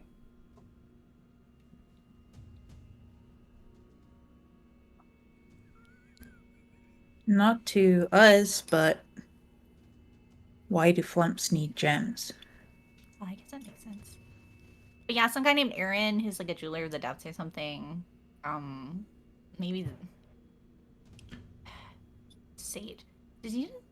Really fortuitous that name pops up as well. Yeah, it's Aaron Sage Shadon. I think his middle it might just be like that he really, or like his family maybe really like the spice, or if he likes the color. I'm I don't know. Find that individual assuming anyway. from what Meliae is putting down, that name is also on the list. Mm-hmm. Oh. Interesting. Well, I'll have his name, and apparently you had the name already, so I'm sorry I couldn't help you guys. Well, I didn't know it was associated with the gemstone. This is, as people sometimes say, 2 birds, 1 stone? Hope, do you have a feeling which direction the gem is going? Too far.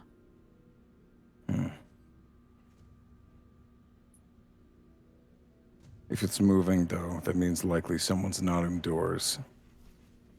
And if we have that information on the color, can somebody take my arm? And Amir's gonna offer his arm out. Sure, mine are clean. Just like... The fact that you specified worries me, but fine. Yeah.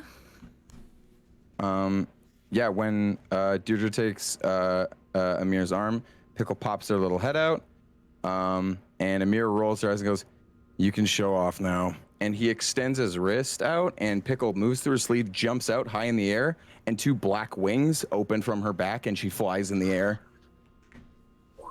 And Amir's eyes are going to go change green like hers. And yeah, through my Tressem's eyes, I'm gonna just do a quick sweep around to see. I'm gonna look for somebody in that hood, and yeah, what we saw in the vision. Even if there's any iconography of that specific shade of green, because I'm assuming that is important and relevant. All right. As you're up and flying around the city, roll a perception. Will do, Dungeon Daddy-O. Amir is gonna whisper, "Hey, Hope, can I have guidance?" Yeah, go on then. Wow, it's fine. You need I to feel understand. inspired. Because I'm really glad that you're here, Amir. I might. We'll see. I'm just double checking what it. Oh, okay. It's better than mine. So I'm gonna roll as a religion check, though it's not. It's a +5, and then I'll do that. Okay, so that's. That inspo. Okay, what's the inspo amount? D8. Okay. Okay, so we're so far running. I'm gonna use the D8. You get a guidance, D4. And then, ooh, okay. That's 20. If you use inspiration, do you replace the roll, or do you have to, like, is it a replace? You have to take the roll, or is it you can choose between the two? So, in the past, we've done it as you take the new roll for inspiration.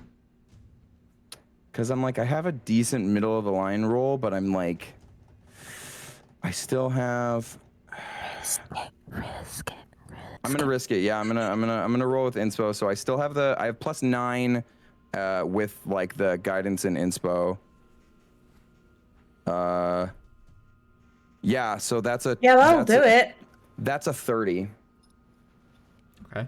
And you can get so yeah, up 21 to about plus 9. 100 feet away?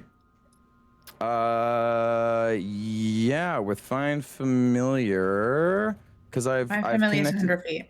Yeah, it's 100 feet of. I think that like I'm psychically connected, but I'm not sure. Can you keep looking through their eyes in that range, or is it like, well, you can communicate telepathically, you can see through their eyes, see benefit, dismiss. Okay, so yeah, once must be within 100 feet to be able to do that. Okay, so once, yeah, I'm gonna look the 100 feet. And then I'm going to send Pickle in like a wider circle as well, just to basically keep swooping until they go. So for the first 100 feet, I will see, and then for the rest of that, I'm going to trust that they are going to see and then come back. All right. So the first 100 feet, you don't really see anything out of the way. You can get like right to the outskirts of the Vacale district, which is the market district. Okay. And as Pickle continues on,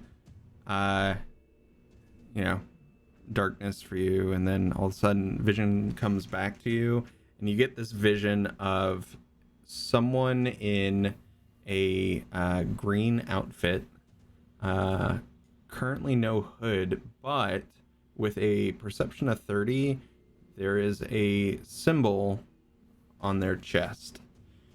On it, it is a dagger with 3 gems that line the actual blade of it.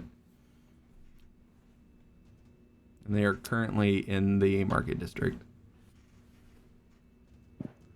I think Pickle sees them in the market district, and Amir's gonna open his hand and have like just an illusion of the 3 gem thing, and look to Meliae and others. Does this mean anything to you? They have a tattoo. It looks like this. That would be the 3 tiers of Rika. So we're not just looking for someone who's a thief. This is someone who is looking for things specific. Or a worshiper of Rika. Miguel, can you roll me a history real quick? And I'm gonna have you at advantage since you're from the city. Okay. Also because you need it. Because you yeah, damn. A whopping. Hey, take a guidance on that. Take a guidance on that, bud. I really need to get guidance as my next cantrip. That adds a plus D4. D4 on top of that.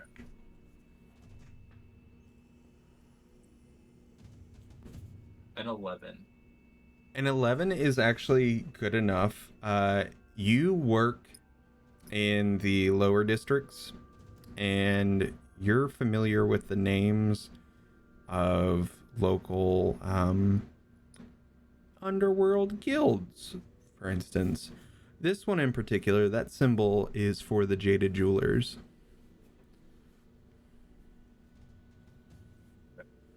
You have a brief idea of what they are. You know they're a thieves guild, and they specialize in fencing and obtaining crystals, gems, and other. They're good with swords. Sorry. That's why their symbol's a dagger with the crystals on it. They're good at fencing. Everything are flint daggers. Nice. If there's anyone that's gonna know what precious gem can do, or it would be it, that person would know. The Jaded Jewelers. And they're not an easy group to get a hold of. This is getting bigger. Pickle his eyes on them, so we should move and find this person.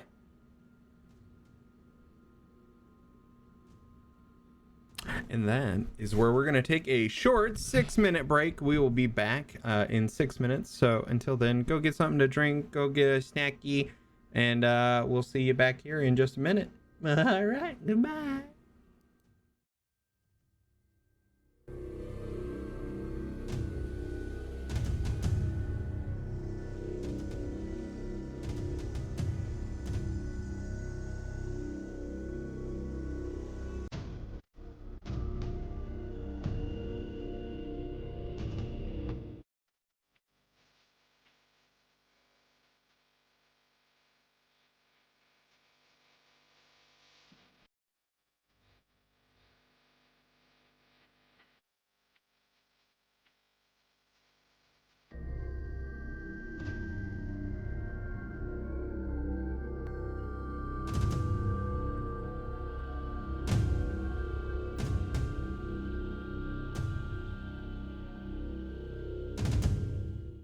That's me, Jakey. That is you. Also, Jakey, what does your shirt have on it? I'm sorry. Koibi. Koibi. Koibi. Oh, Kirby. Look at all them Koibi. Koibis. So many Look at the Koibis. I got a club of there, Koibi. Koibi. The Kirby's. All right, so we are back. Long story short, for those just tuning in, you're gonna have to watch the last episode to understand the context for the beginning of this episode. But long story short, the party woke up. Meliae went around the inn that they're currently in, scoped it out. Hope went outside to just like get away from everything and process. Met this guy crying that he had lost a stone, and then they talked, and then Hope's like, I'm gonna scoop you up and take you to my friends and help you out, and woo, and go up, and then the group's like, we don't trust you yet, and then they're all like, we're gonna look into your mind. They looked in the mind, they're like, oh shit, he's telling the truth. And then they went to the spa and they found out some cool things, like what Hope's crystal is and possibly what this other one is. And then they went Amiir sent Pickle out and flew and has an eye on a possible suspect of who stole this stone. And that's where we are currently. Also, a very important question, Drew. How much fancy soap did Meliae steal for Amiir? like 4 bars. Amazing. It's like that fancy soap. It's got fucking flowers and shit up in it. Yeah. Full-size bars or the mini ones? Oh no, you paid 100 gold piece per night. You get a full bar of soap. I thought you were gonna go. You paid 100 gold per night. You get mini bar. I mean, honestly, That's what would happen. You'd have to like ask every time. were the robes there though, like as good as the ones that my mom owns?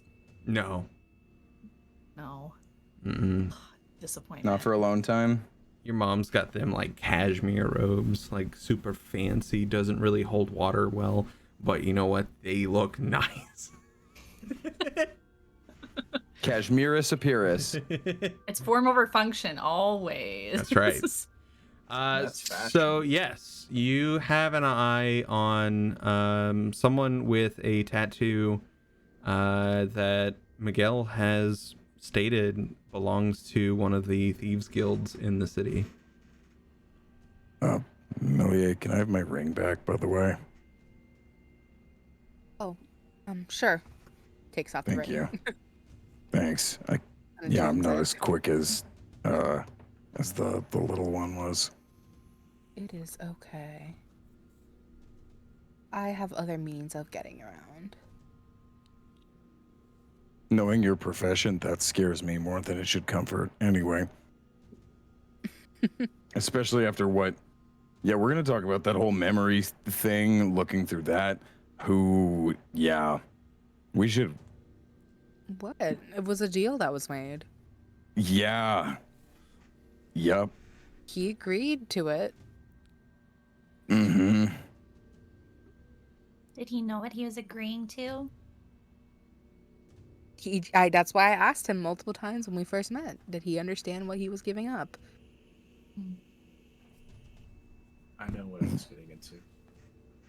Uh-huh. Those who are desperate often say that. Those in love give up anything.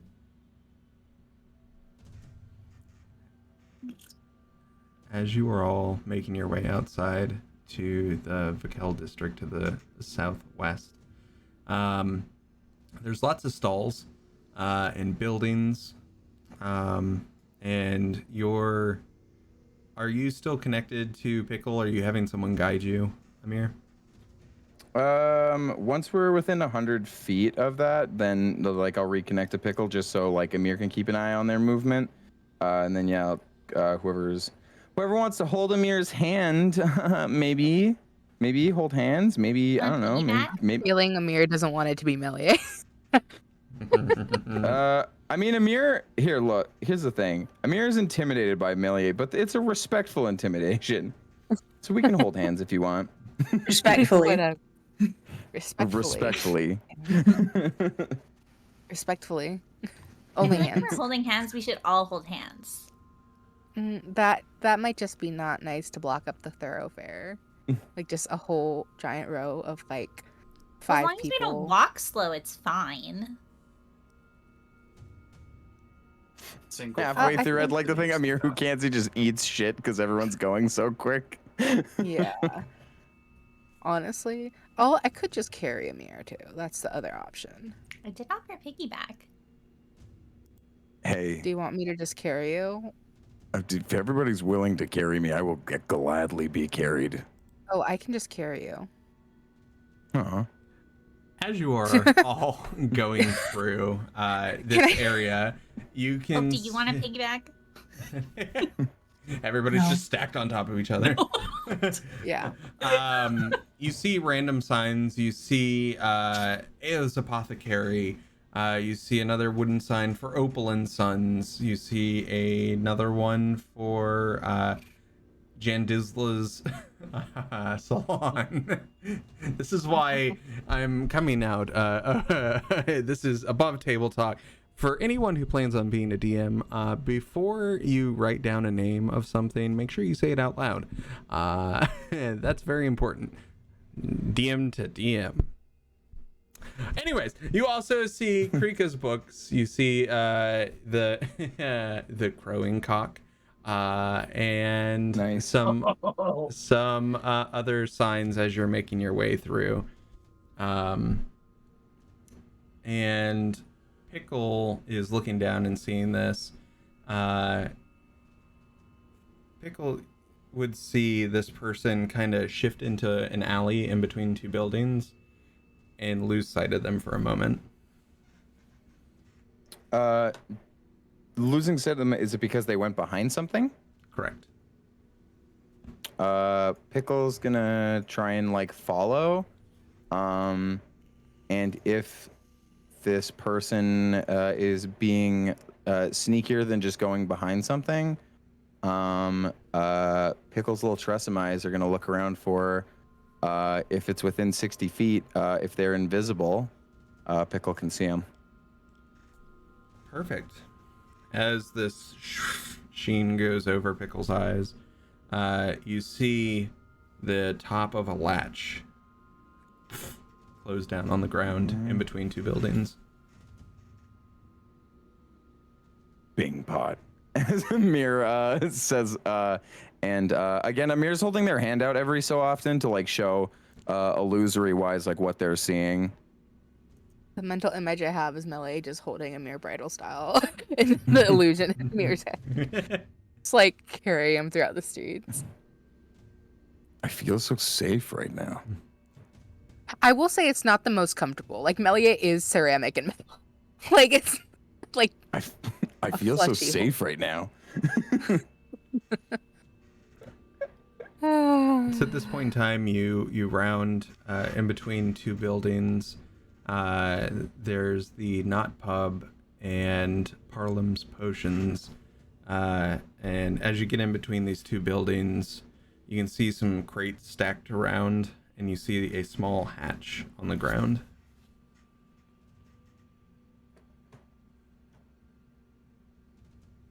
That's where the invisible latch was. And I'm going to get Pickle to land on my shoulder, and Amir's just going to see if he can grab the latch.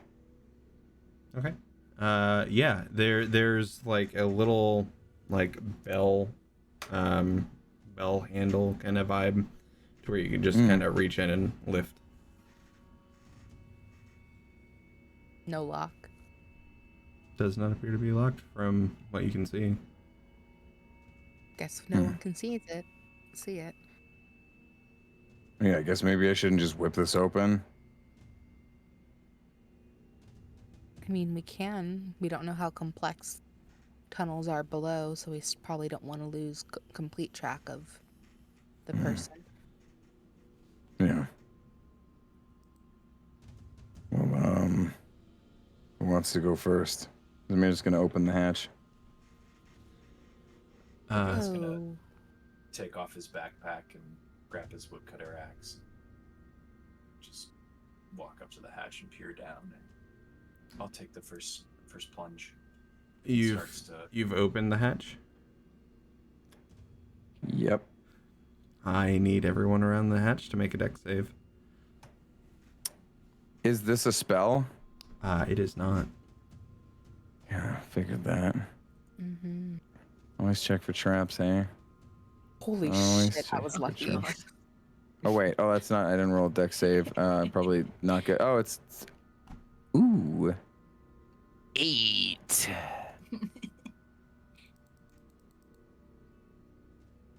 Dirty In 20. Dungeons and Dragons, sometimes fireballs appear when you open up locks. It's a Did- cheeky 12. Did anyone roll under 14? Yes. Okay.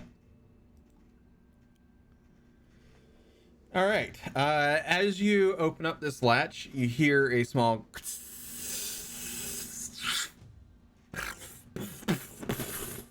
as these fireworks explode around you, dealing 16 fire damage. Not too bad. And then Ow. for anyone that succeeded, you are out of the way and take no damage. He's dead. No, he's not. He's good. But with this being said, you've now alerted whoever went into this tunnel that they are being followed. Yeah, I should have thought about this for a little longer. I'm not used to this whole thing. Ow. What's up here, back? I'll just check for traps next time. That's just remind Meliae to check for traps. Sorry, I should have warned you guys. This is a very normal elf thing to do, is to set up traps in your basement so that people don't follow you. I should have been more caring. Sorry. It's like putting out singes in her hair. Meliae doesn't breathe, but there is a wish that she could, so she could sigh appropriately. But Miguel, you said you're gonna make your way down there. Miguel was going in first and ended up unscathed. Yeah, I guess in the explosions, Miguel kind of dove into the hole, and just heard behind him, like firecrackers. Just Hope, with your passive perception, this commotion has also garnered the attention of people around in the market as well. And with how high your perception is, a couple guards have also taken notice.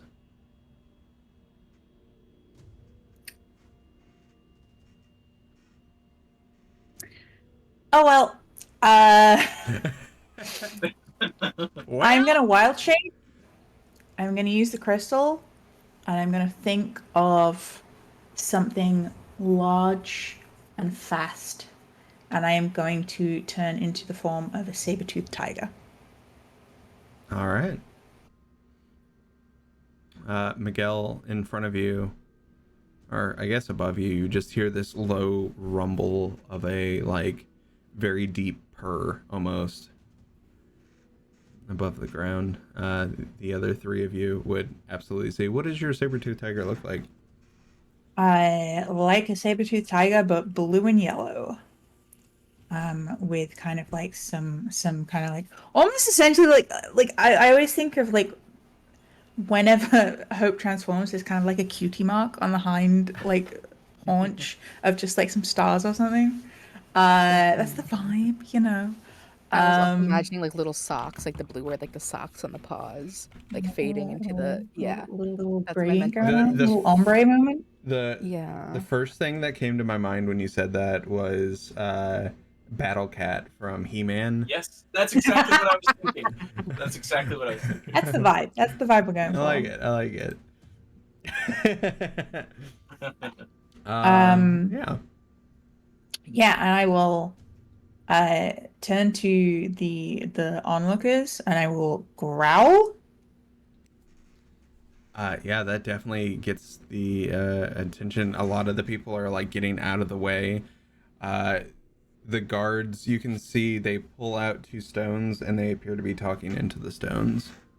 And then I will use my big ass paws to swipe everyone who is not already in the hole into the hole. Okay. And then I will follow. And with my tail, catch the latch and pull it close behind me. All right. You are all now down into this area. The first thing you would notice as you're down here is that these tunnels are lit. There appear to be torches. Oh, it's lit, fam. It's lit, fam. Goodness. Fucking go. I think I'm the only one here without dark vision, so thank goodness. These tunnels are lit, and I'll let you fill in, Jakey, real quick. Hope. What just transpired? Jakey. Sorry, I missed things. No, you're fine. The guard noticed the explosions. Mhm. So I turned into a saber-toothed tiger, growled at them, pushed everyone else down the hole, jumped in, closed the door with my tail. We were Boom. stealthy. And a little flavor-wise for you, Hope Sabertooth kind of looks like Battle Cat from He-Man. At some point, while Amir's pushed, he goes, ah! Snarf, snarf. Until we meet again! Why am I in this tunnel? I cannot see. But yes, these tunnels are lit by torches Lit on fam. the walls. Lit fam. They're actually quite a bit larger than you would expect the tunnels down here to be.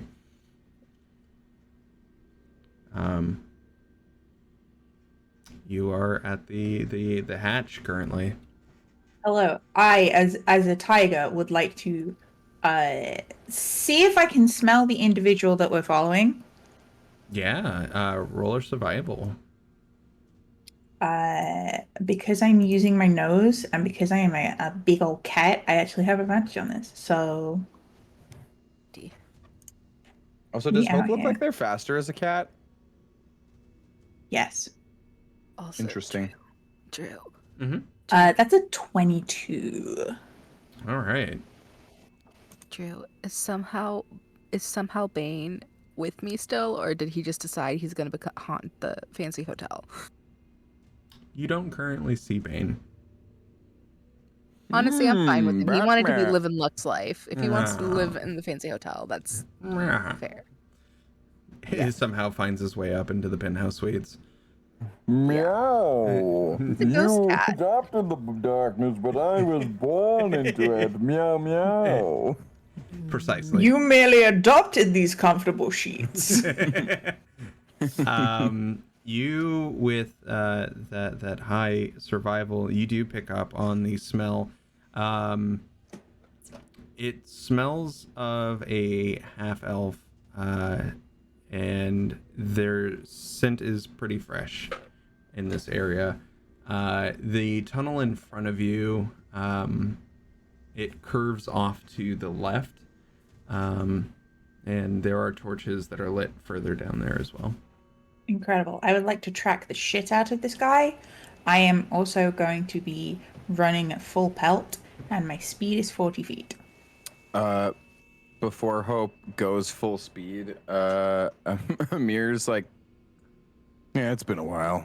And gets a little water skitter from in his hands, and little droplets move across.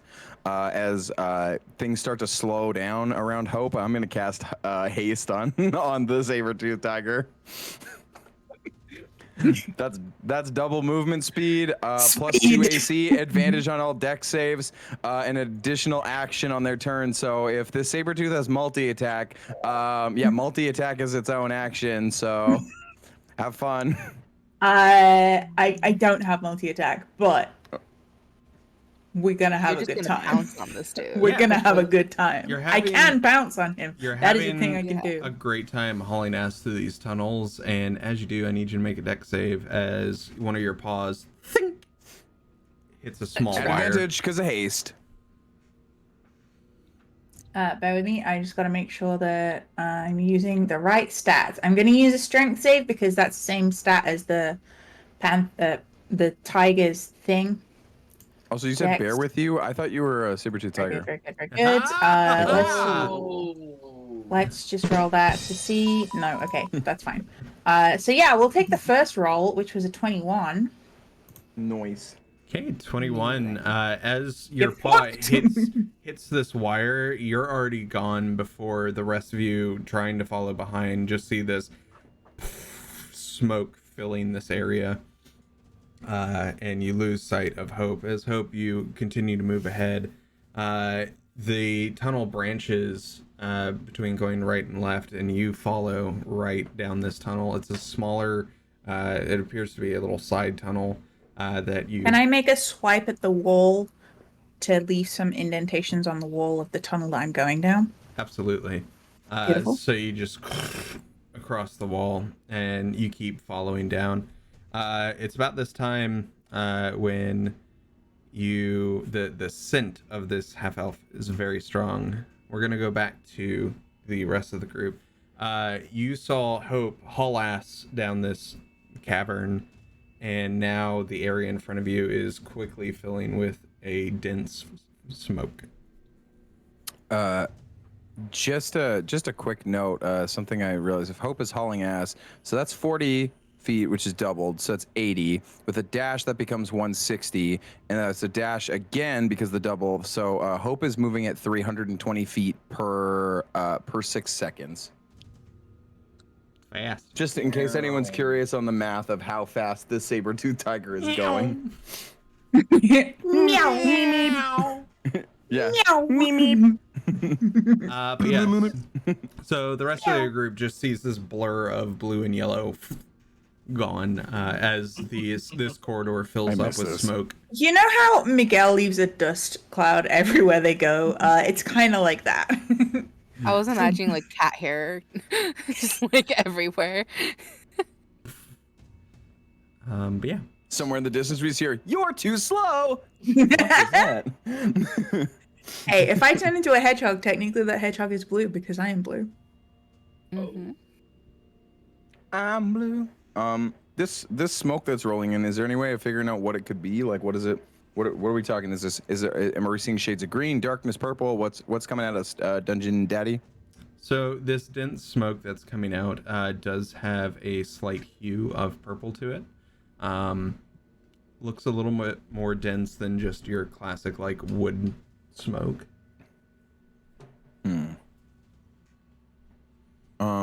Is there any way I could discern, like with Arcana or something, like what's coming at us? Does this look like toxic in nature, like corrosive, like is stone reacting? If you want to see if it is magical, do an Arcana. If you want to see if it is of a toxic nature, do nature or medicine. And that goes for anyone in the... Oh, We can do all of one them are. each. Yeah. Yeah, I was gonna say I got Arcana, Investigation, and Nature all with proficiencies. So, Oh, I mean, yeah. I have advantage on Arcana. You have advantage on Arcana. Okay, then Amir's gonna try and do Nature. Ooh, that's a 27. I'll just throw a cheeky medicine check into there. I got an 18 because I rolled an 11. Meliae, you can determine this is not a magical smoke. Not magical. Can't confirm.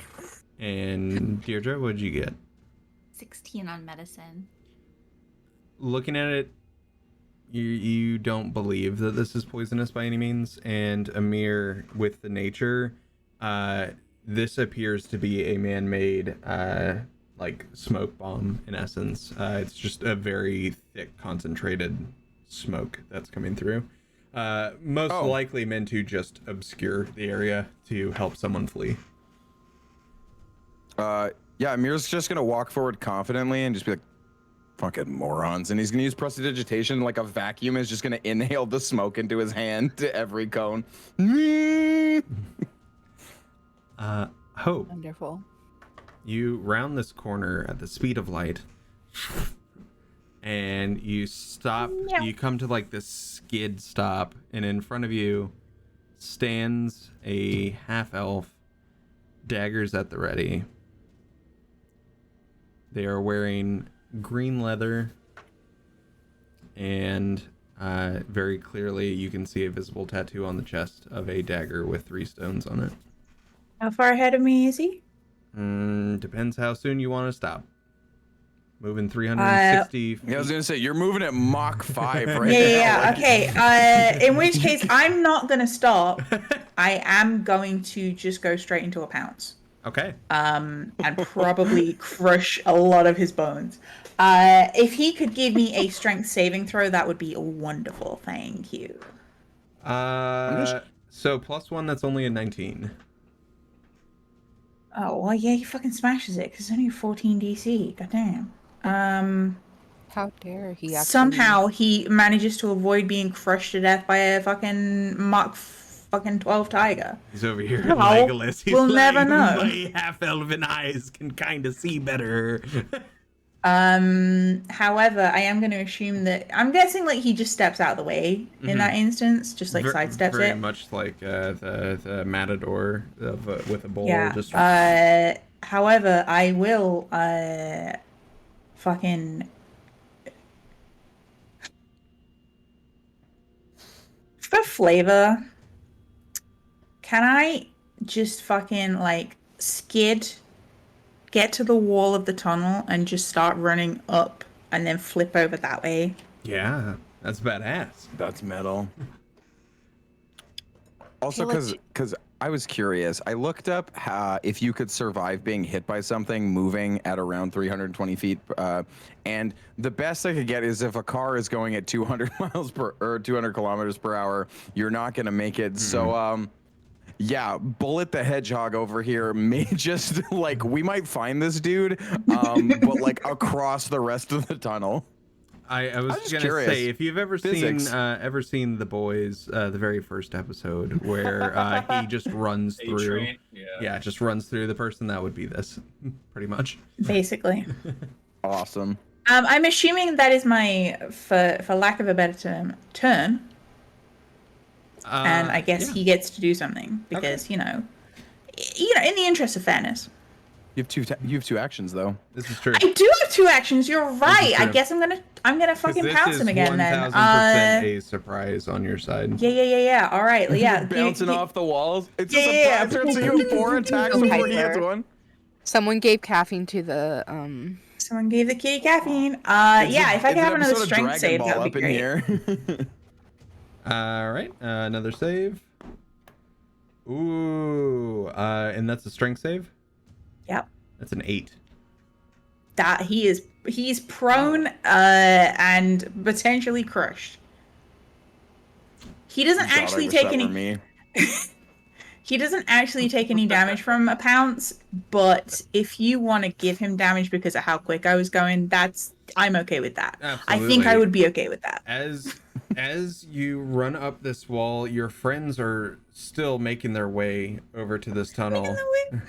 But as you run up this wall and you come down with both your paws, you pin both of his arms down to the ground as you feel a crunch beneath both of your paws.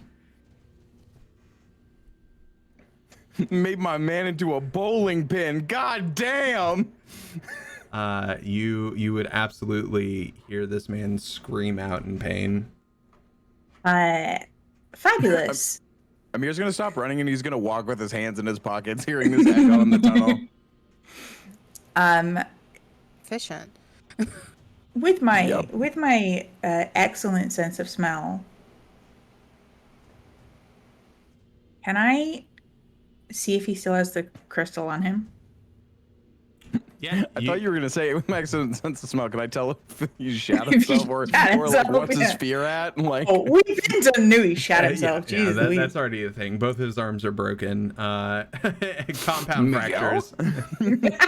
Pickpocketing anyone anytime soon. As you've got him pinned down, you're like looking around on him. He doesn't have any satchels or anything on him. I am going to growl very aggressively. Error.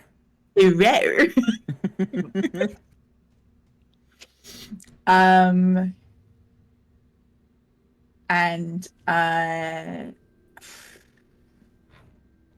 here's the thing. Hope is telepathic. I don't know if that counts for the tiger, you know? I don't know if that means your the mental tiger can be stats stay the same when you wild shape. Yeah. Mm-hmm. All right, then telepathically, I am going to say, where is it? We got Batman up in here now. The saber-tooth tiger pinned him. Yeah, this is great. I think you'll find it out here doing my job for me. This is amazing. He kind of leans over and spits out some blood, and he's swear to me. He says, "What the hell are you talking about?" Like, he is physically in pain. He is dying. I'm going to project into his mind the image of the crystal, and I am going to say again, where is it? Where is it? Swear to me. Fuck! They probably have it. It's going up for auction. God, can you get the fuck off me? No. Where? Further in the caverns. It's where they're. And you see him move around his tongue in his mouth for a moment as and you watch. Foam sizzles out.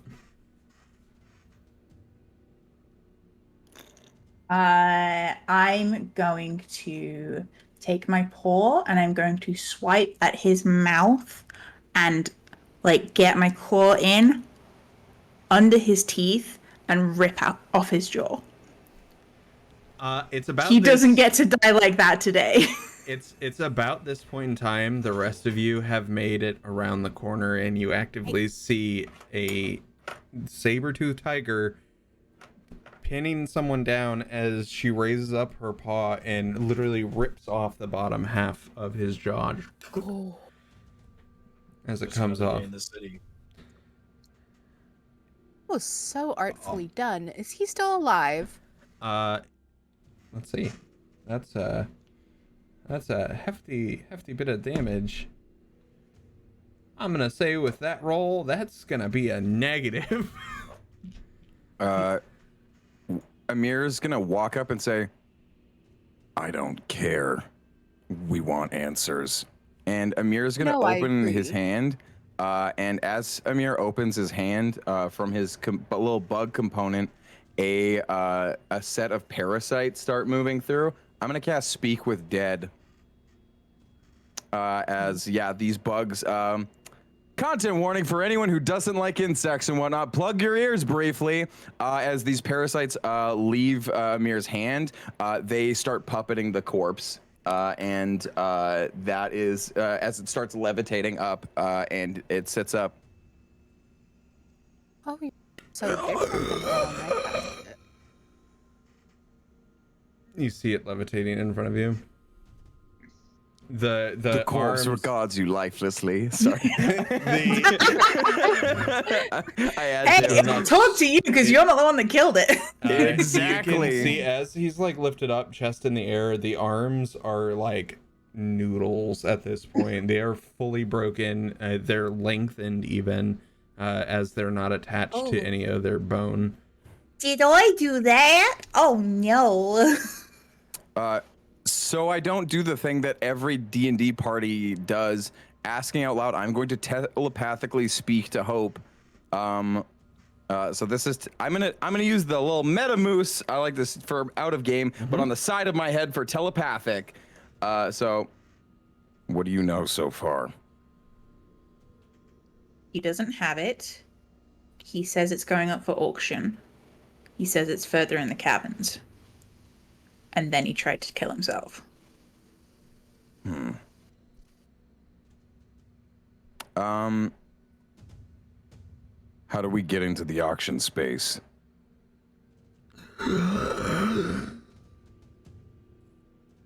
Underneath. In the caverns. And then the next word that would be uttered out is Solavir. Solavir? It would be Solavir. Solavir.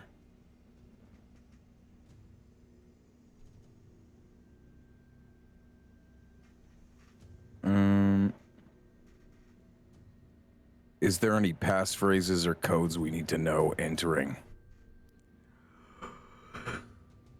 To enter the auction, you must place a deposit.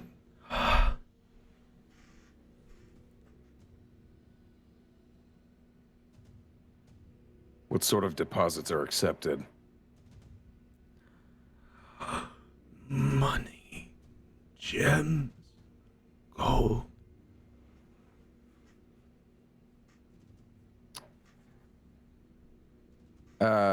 While Amir's doing this, Amir's little spider mage hand, accompanied with Pickle, I'm gonna start checking through this guy's pockets. I'm assuming he has a receipt for his deposit? Yes. You go through his pockets. The first things you find are a few daggers, and then he does not actually have a receipt, as he is a member of this guild and not a purchaser. I genuinely thought Drew was going to be like, you son of a bitch. I thought about it for a second, but what is like the color of the tattoo? Like, is he what is his skin tone? So his skin tone is going to be like a very tan. Obviously he has like wood elf heritage in him. And then I can describe him a little bit better. So like very like tan skin, ears much like yours, Miguel, where it's shorter than a standard elf. He's got green eyes, missing a jaw. Also has like slicked back black hair, and then wearing the green armor. The tattoo itself it's like the hilt of the blade is jade in color, and the stones that go down into the blade, there's a red one, a green one that's shaped like an emerald star, and then there's also one that is a deep a very deep blue. Okay. trigger warning. I'd like to skin his tattoo off him. We all have the same mind. I was also thinking about doing this. Can I do a con save, please? Absolutely. Hey, so anybody listening right now, we as people, remember this is a fun fantasy world of wonder and whimsy. We're actually really nice people, and the things you're seeing are what some might call against the Geneva Convention. Which, fun fact, as a Canadian, I'd know the Geneva Convention was made because of Canada. So realistically, you're the one in the wrong because you're not stopping. I'm just kidding. Dierdre, anyway, Dierdre, with a 15 constitution, you've never seen your party members like this. This is disturbing to you. Mm-hmm. This is not something you would have ever expected from the people you adventure with. Mm-hmm. And it almost makes you physically ill. Okay, Almost. yeah. Like you can feel it, like your heart kind of drop into your stomach. Dierdre disapproves. I'm sorry, I had to say it. Yeah. Teacher disapproves. Oh God. I'm gonna mentally project to everybody, because I've asked 3 questions, if I'm correct. So yeah, I'm gonna mentally to everybody now. To everybody is this now, because I can psychically connect with y'all. There's 2 questions left. I'm debating asking if his tattoo is magical in nature, or if I can there's. just figure that out myself. Oh yeah, you can identify the corpse, right? We have information on the auction. I would consider asking where items for the auction are held beforehand. Where are items for the auction held? I don't have the clearance for that.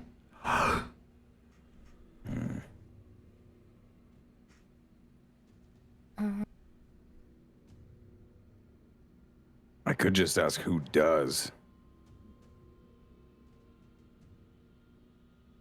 Try to get a mental image if you can.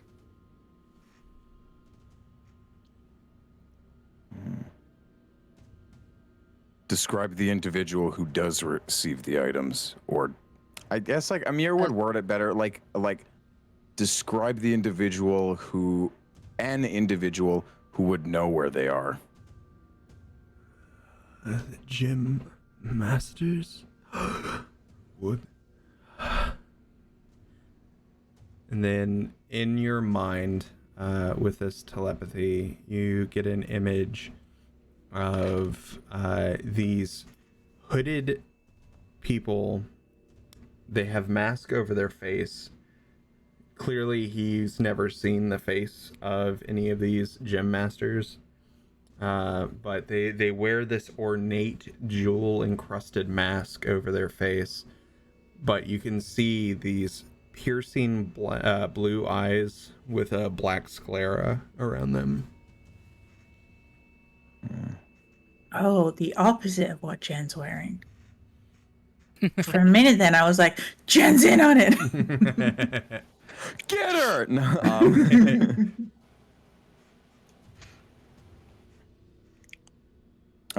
yeah, then once it dissipates, the little corpse bugs, the little parasites, just return to Amir's little pouch. The body just falls limp to the ground. I'm assuming haste has dropped by now.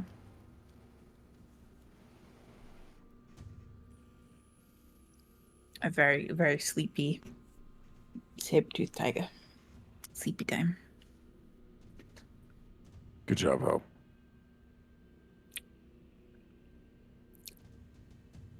I think that's probably a good point for Hope to drop wild shape and just kind of sit there like. Miguel, at this point, if you wanted that tattoo, it is yours to have. Yeah. Miguel is going to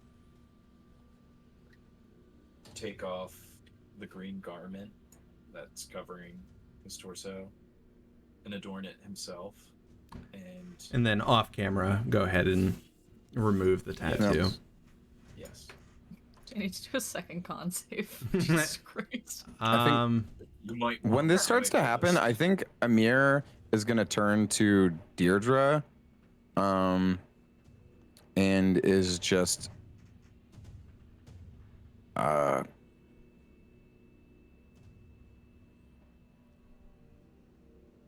someone very bad did something very bad to this person, and I get what we're doing is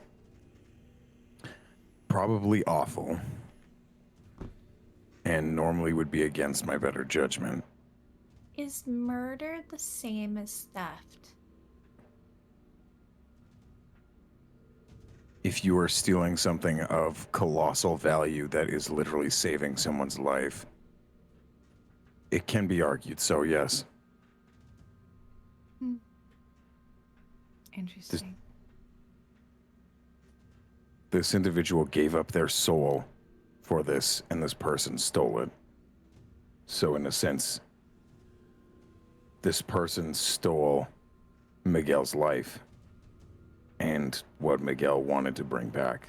So Miguel gave up their soul for nothing. But So did it's they know of the bargain Miguel made of their own volition?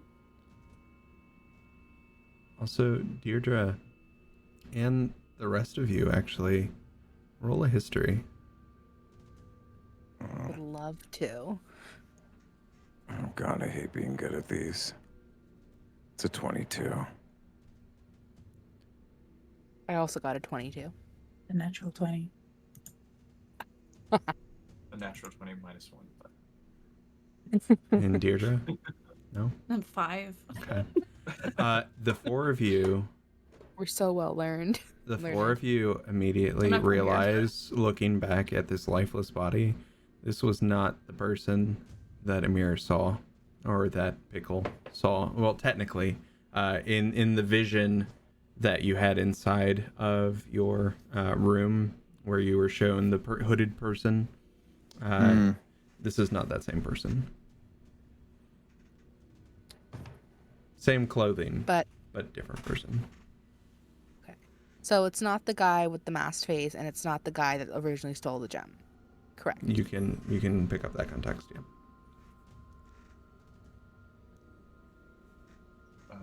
As I finish my grisly deed, with a face of disgust, I'm gonna sheath my skinning knife and place the tattoo in the same spot on my body, since surprisingly we're very similar in appearance, and kind of move my hair in a slick back motion.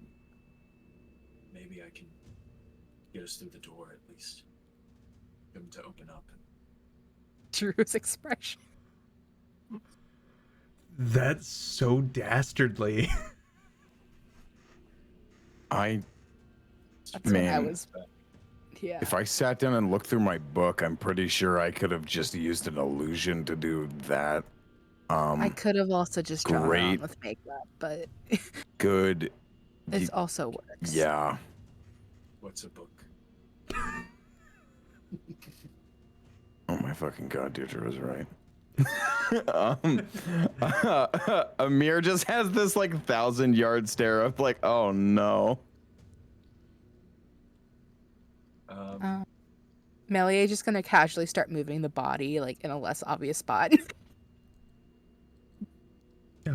Just like whatever. Yeah, I mean, it's very obvious something happened here. There's not many places to hide a body in these caverns. There's no like nooks or crannies or anything. Okay. So Can I at least do it face down so it's not obvious that the chest tattoo is missing? yeah. Great. Hope is There's gonna be going guards to. onto us, so that'll be interesting to explain to them. Hope is going to pick up the jawbone.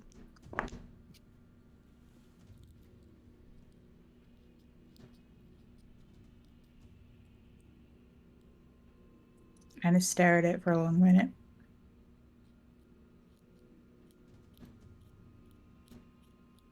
Hope you're doing okay.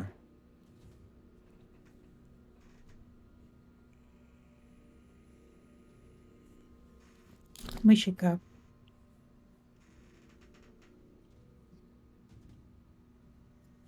Yeah.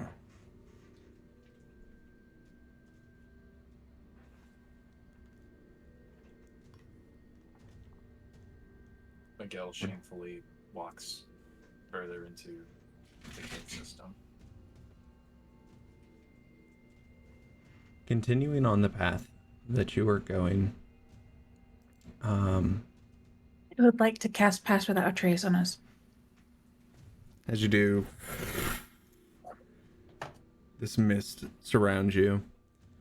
And you can continue on. You know that you're currently under the Meliae district, which is the market district. And as you continue down, in front of you, there's this crumbled section of a tunnel. This is a very obviously placed, like, piping system. And one might assume that this is a sewer system that it can lead into. Based on what, like, the individual described, is there a way we can kind of, like, follow and just kind of march, you know? So, it seems as you venture further in, networks start forming of different tunnels. You can go down different caverns. Some are much larger than others, some are smaller. And it seems to be turning into almost like a web. When you got the answers, I assume you shared that with the rest of the party on all the answers? For Speak with Dead, I spoke out loud. Okay. And Yeah, so because the I don't voice... think it's telepathic for it. Perfect. Well, because I think you... no, that's right. You were asking questions to the party telepathically. Yeah, I asked not to him. questions Gotcha. like telepathically, yeah, quietly, but then out loud, yeah. Miguel, you would realize, hearing the name Solivar, that is the upper middle class district. Which is an adjacent district, but you've never been in these tunnel systems and personally wouldn't know where to go from here.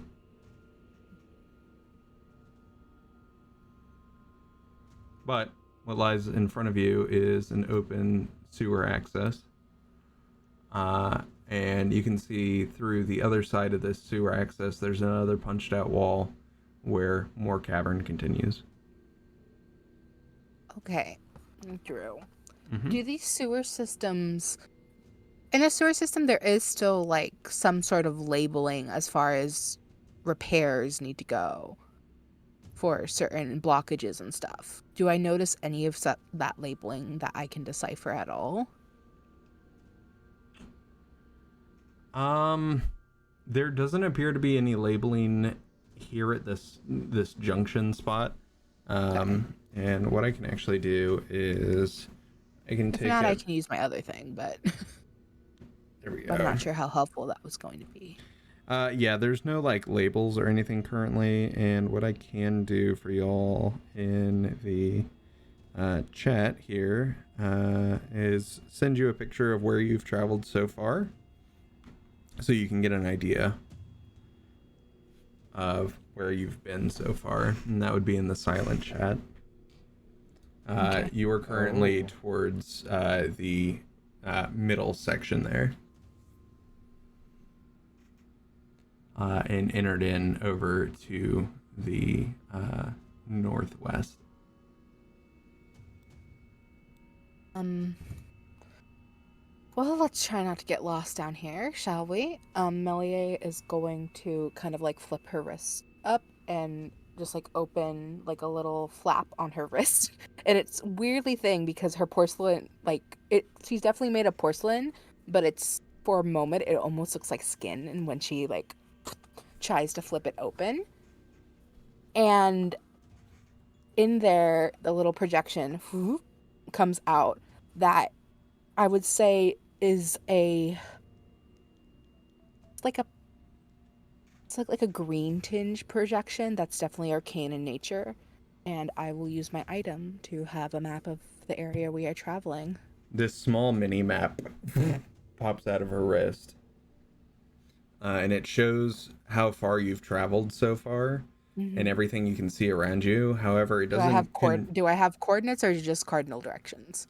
So it's just cardinal directions. On the bottom, there may be like slight coordinates that I don't have to give you at the moment, but yeah, No, that's there fair. could This there is could just be. me as a player trying to figure Yeah, out no, how detailed this is. absolutely.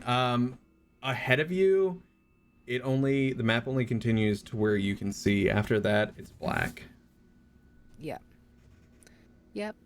This will help us at least be able to find our way back. Also, Drew, another thing. Does this item let me put like notes on the map, or is it just... Yeah, you can put down little like placeholders. I can put pins? Yep. Yes! Let me Nice. put pins on my digital map. Google Maps, guys. That's right. Fantasy After- Google Map. Not sponsored. After seeing the mini map, can I determine, knowing that the district, like in what cardinal direction the district is above us? Yeah, so taking a look at that, since you're familiar and were born in this city, directly above you is the Meliae district you're in. Realistically, I'm gonna say with the mini map, you could also technically do a multi-layered system, so below ground and above ground. If you brought it up above ground, you can see where you currently are. And you are right near the Eldrithian Bazaar, which is the huge marketplace that has over 100 different stalls inside. You're fairly close to that. You would know if you're trying to get to the Solavir district, you would have to go southwest. Okay. But you also don't know if these tunnels connect there. I relay that I know that Southwest is the district that we need to go to, and I guess we can try and work the map through. I think we're just gonna have to make educated guesses. In my case, guesses. Yeah, we know. Farmer.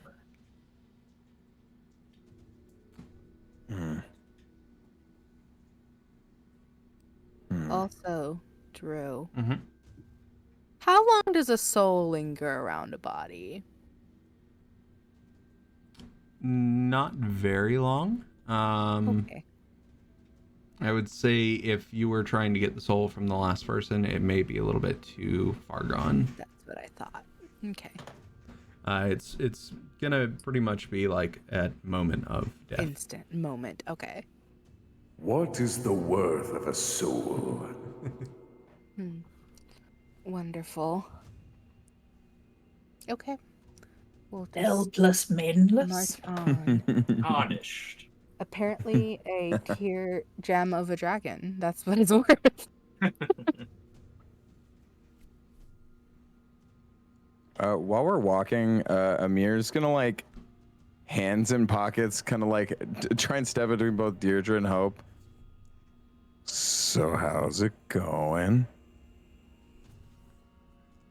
Oh, I'm great. That's great. Hope, how's it going?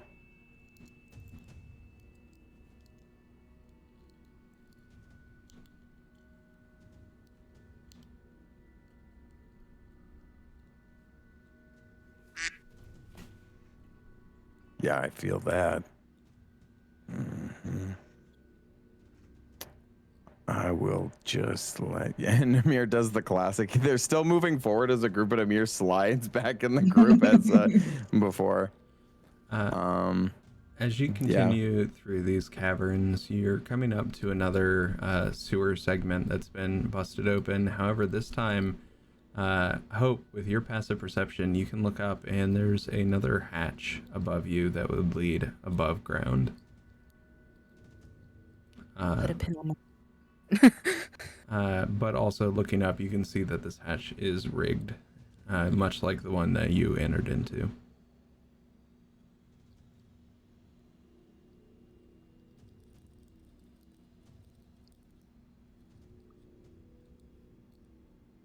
I will.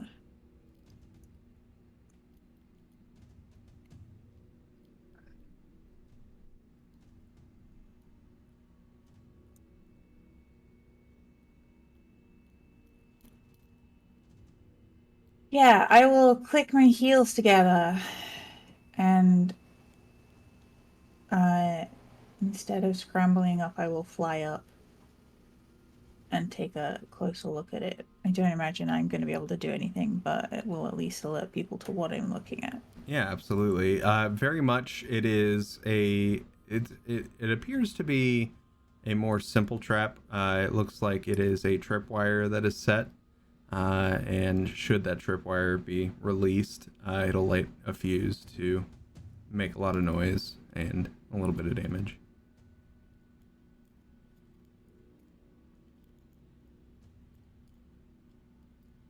Gonna take my water skin, just dunk it on whatever is going to go boom. Absolutely. Can also just disarm it. I don't know that Hope knows how to do that. No, I can disarm it. But with that being said, you do douse water over these pyrotechnics that have been set up around this hatch. They look pretty soggy now. Soggy. Like Rice Krispies after you put them in a bowl of milk for 3 seconds later. Why would anyone do that? Oh wait, I thought you meant like the marshmallow Rice Krispie treats. No. So that's on me. The cereal. Yeah, no, yeah. Why would anyone have cereal? What the fuck? Who would do such a thing? It's actually the perfect description because I can only imagine the popping sound from the Rice Krispie treats. Oh no, like fireworks. it's no longer Snap Crackle Pop. It's now like Squelch Swirgle and Quack. Yeah. That's the knockoff brand. I was gonna say, if we don't meet 3 goblins, but like selling cereal with those exact names at some point in this campaign, I'm not sure what I'm gonna do with myself. All right, I'll write it down. Damn right you will. Also, I want to meet an Aarakocra named Samuel who goes, "Just follow your nose," and a Tabaxi that goes, "Great." Anyway, I'm done. We're going too far now. Would it be a Tabaxi or would it be a Rakshasa? No, please God, I cannot handle like Ronnie the Rakshasa. No, absolutely. That's so perfect. It's Drew's like still so writing. Like Put trying to down hold the pencil, bowl Drew. in his hands like this. Drew, put the pencil down. I need someone to draw that. It's been said. This devil pact is great. How much are you willing to trade for this cereal? It's done. It's done now. Oh no. But with that being said, Hope, you have effectively, to your knowledge, you have disabled this trap to this hatch. Meliae, looking at your mini-map, you're a little bit southeast of the Eldrithian Bazaar. You're a good bit away from where you entered the cavern system. But not quite where we need to be. Yep. So our options are go to the surface and try to find an entrance when we get there, or continue down the tunnels and hope we navigate them without knowing where we're going. And with the Speak with Dead, where did he say exactly they are? Like, is the auction underground or is it in a specific building? Sorry, that's me having a brain fart. It would have been underground. Can I locate object? Yeah. Yeah, I was about to say, are we close enough? Like, once it's close enough. Drew's like, yeah, I guess. It's still over 1,000 feet away. So I you mean, know to that. realize this is a giant city, but it is no longer moving. We should have asked at what time the auction was. Yeah, we should. In hindsight. That is true. That is true. Well, plus side, if we see somebody else in a green t-shirt, this is a bit. Or is it? So far, you haven't seen anyone else in these caverns. Okay.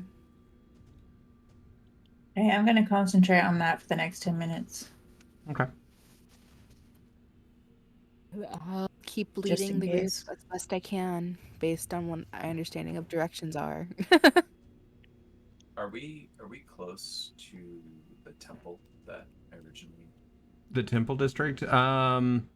You are currently 2 districts away.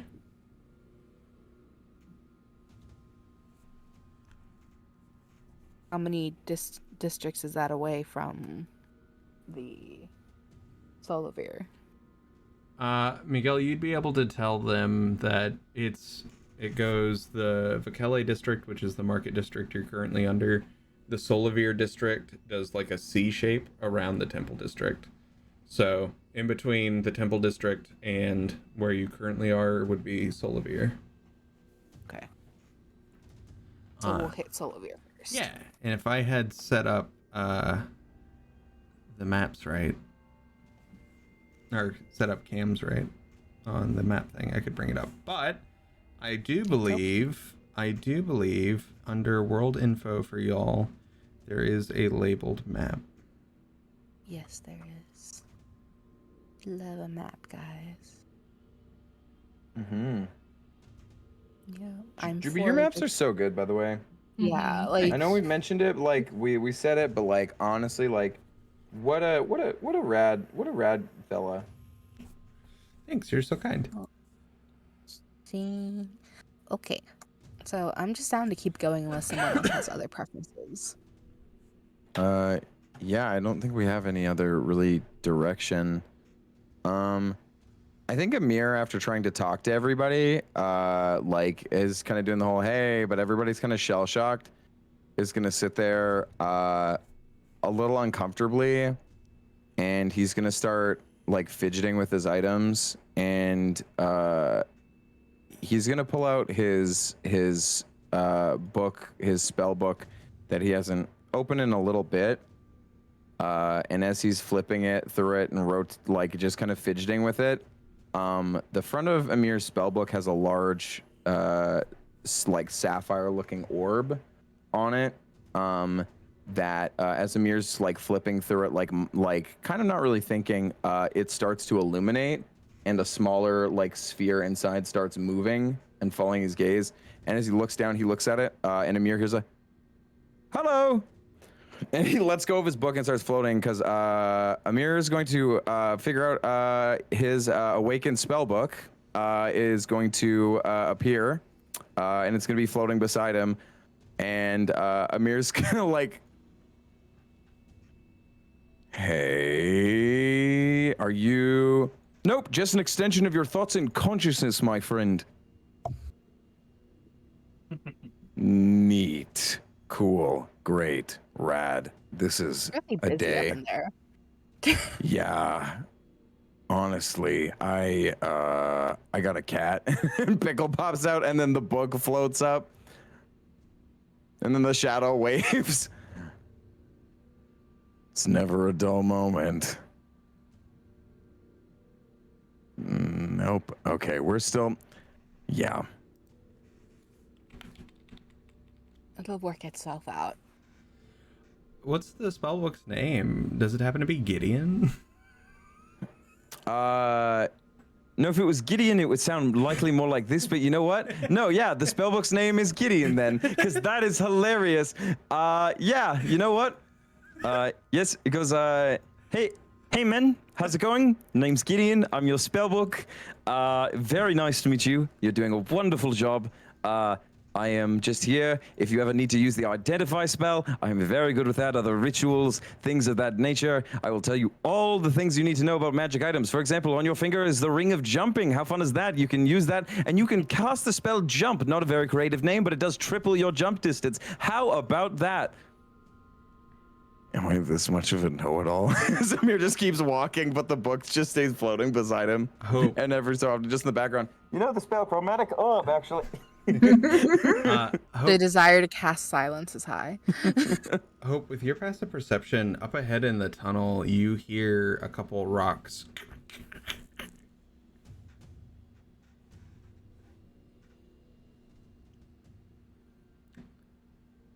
a lot of you listening. The rest of you, could you roll perceptions? Oh, so this one, should we roll stealth? Because we're past without a trace. Yeah. Mm-hmm. Okay. Amir's gonna try and sneak. Ooh. Yep. 20 perception. 24 for perception. And 31 for stealth. Oh yeah, stealth. 15 with the pass without a trace for stealth. 21 for stealth. 17 for stealth. You know, while you are stealthing, you are under the pass without a trace spell. That seems to make your footfalls more silent. Please shut the fuck up. Had to get duct tape. Those with the high perception, you would also hear a couple coins hit the ground. Ching, ching, ching, ching. And hurriedly you hear some scurrying, picking up something off the ground. Just up ahead.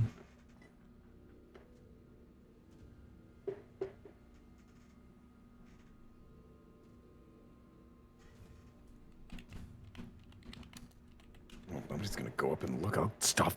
I guess I'll. And then Amir's gonna start begrudgingly moving forward, seeing everybody just kind of freeze a little bit, and then Amir's just gonna be like, "Dunna, dunna." You know, while we are moving in stealth, I swear to God. Does the I bookkeeper will. roll stealth? That much is talking. Amir, up ahead of you, this person is very familiar to what you've seen. It is a pale-skinned female elf with stark blonde hair, blue eyes, and green armor. You see on her chest there's a holy symbol as she's hurriedly picking up coins that she's dropped. So this individual is the one I saw passing, like stealing, or is this the individual who told the individual? This was the one from the temple. This is the one from the temple. Oh, what? Oh, no. Oh.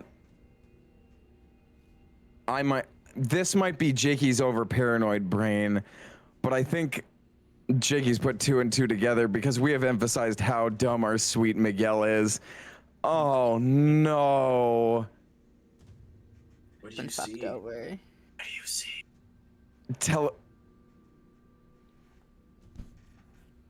I see the woman from the temple. The one who told you to get the stone. She's down here. Miguel's gonna stop Who did sneaking you follow? and just approach. Lunaria? Miguel? Hi. What in the gods are you doing down here? I may have found out where your stone is.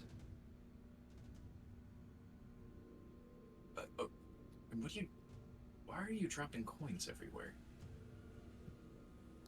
Miguel's gonna try and pick them up during a conversation to be polite. Oh, thank you. Shit. I have connections, and just may have heard where they're keeping your stone, and I am trying to help you get it. Yes. True. Sweet. Yep. Mm-hmm. I have a passive insight of 17.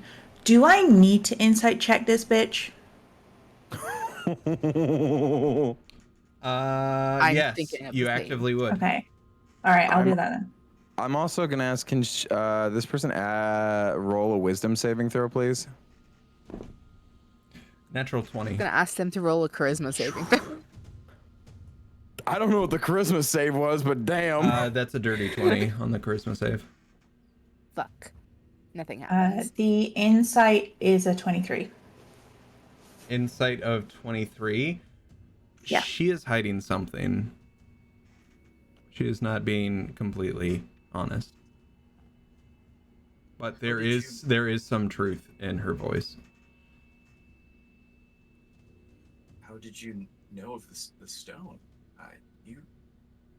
You didn't even know that it existed, and now you know the whereabouts. And I was on my way to you, to the temple. You knew it was missing. How? So, like I said, we have people that come to the temple, and there are people who talk, and I may have heard that the Jaded Jewelers might have in their possession a very powerful stone, and that they're going to be auctioning it, and I was going to help you get it back. Ordinarily, do patrons of the temple just know where the auction house is for thieves' guilds? No. However, I belong to the Temple of the Alluvian, and being such, there are a lot of elves who go there, as this is our pantheon, and Eldrithian is mainly made of elves, and so I hear things. What do I know about her deity based on her holy symbol and stuff? Roll me a religion. Question. Mhm. Is the shade of green that she is wearing It is not. comparable? No, okay. 21. She wears the holy symbol of Delamira. Delamira is a long dead god of rebirth.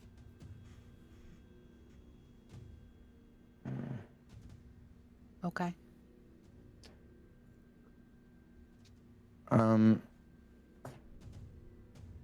To Hope specifically, are they being forthright? I guess I'll insight check the most recent statements. Amir's more so asking just generally, but yeah, if there's a Yeah. Give me a second. 16. That's awful.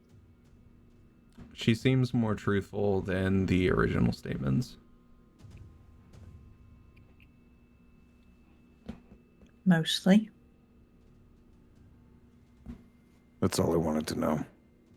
Amir's gonna walk forward now because Amir's been still in hiding. And Amir's going to form a telepathic bond. And with this person individually, I would like the whole truth. So would Miguel. And I'm going to project the image of the corpse we just, the imagery of it, the person getting their face slashed open, and Amir bringing them back from the dead to ask them the questions. Roll an intimidation. Is there any chance I could use my intelligence for this because I'm using magic? Yeah. Cool. You want a guidance on that? Yup. Oh, I was gonna boy. say, currently I was you about to need say, to... can I reach for my mace and like stand behind him? Like just like also help here. with that? Currently, you need oops, to beat a dirty 20. Dirty 20. Okay, I'm going to use an inspo because boy, not good. So we'll guidance. First guidance is +1. That's rough. Oh my gosh, brutal. I don't know how many inspo I have and how many I'd be willing to burn on this. Yeah, it's total. It's just a 13. I'm not doing super hot. With that, she can see through the intimidation. However, she can see what you have done is very grotesque and something she doesn't want a part of. And she looks to you in the group and says, "Listen, I have been mostly true to you. I am looking to acquire the stone. And in a way, help out Miguel. I have learned of the auction house. I have procured money to enter into the auction. And if you want me to be outright honest, Miguel, I'm sorry. I want to bring back my god.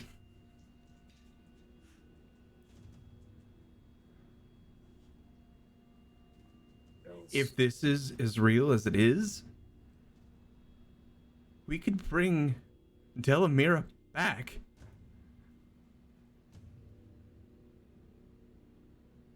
bringing back a god is reckless.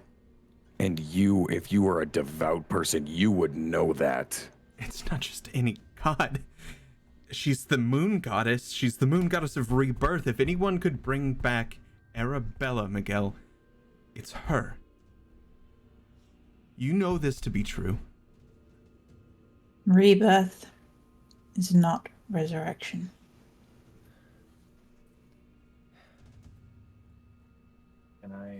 Can Miguel detect any deception in what she's saying? You could roll an insight on that. Miguel just needs to let go a little is the internal thought. Miguel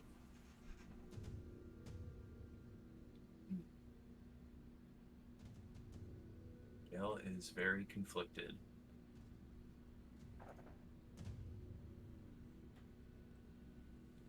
I know that Arabella was a devout follower of Delamara.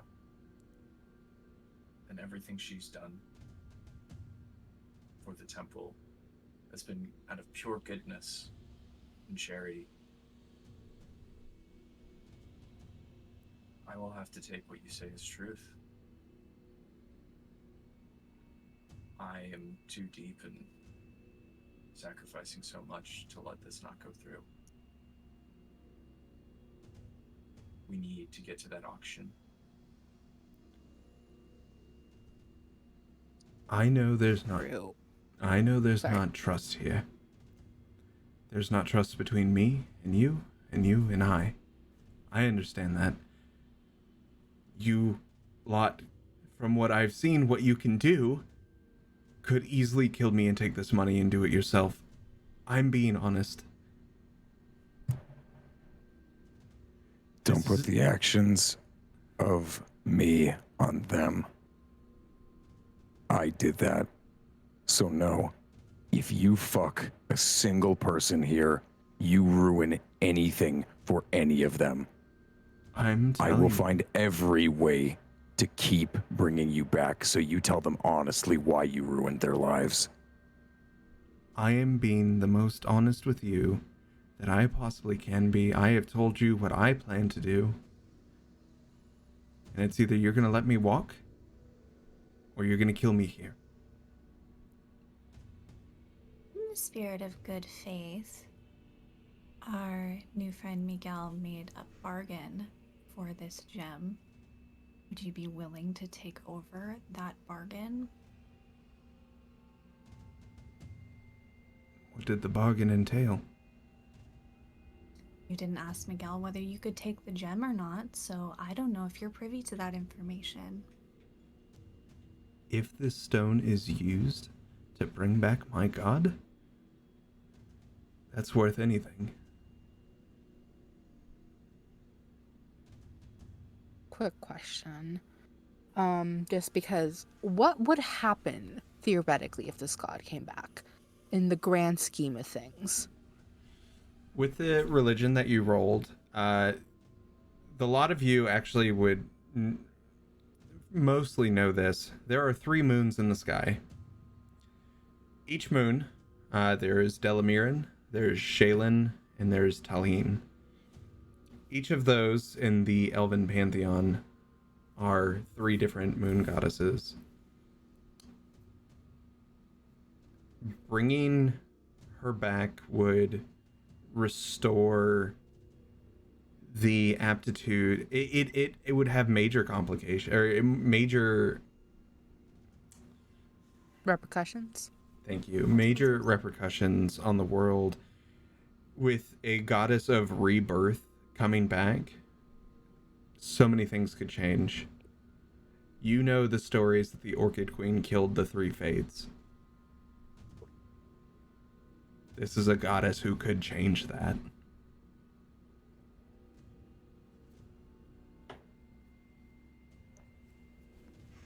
Okay.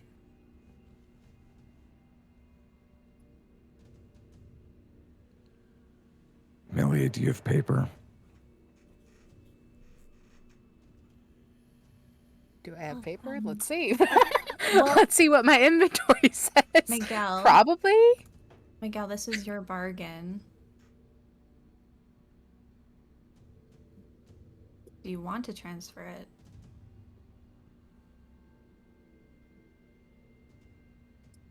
It's a heavy weight that I carry. But it's also a chance to see Arabella again.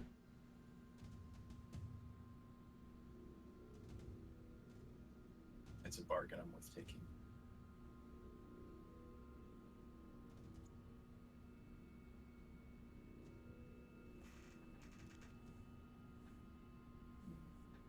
Amir's going to snap his finger, and from his Awakened Spellbook, his magical quill is going to appear, and is going to hover beside Meliae, so that essentially it will transcribe and listen to them, and it will, whatever details of the pact they need to sign over, it is going to a T follow it. I don't know if you want an intelligence check or some kind of like magical thing, DM. But yeah, if it's just transcribing in this way, then I don't really need a check. It would be more on Meliae. You've been there for when some of these bargains have been made, and you know how your patron, if you will, would form these bargains. You also know there are loopholes. Yep.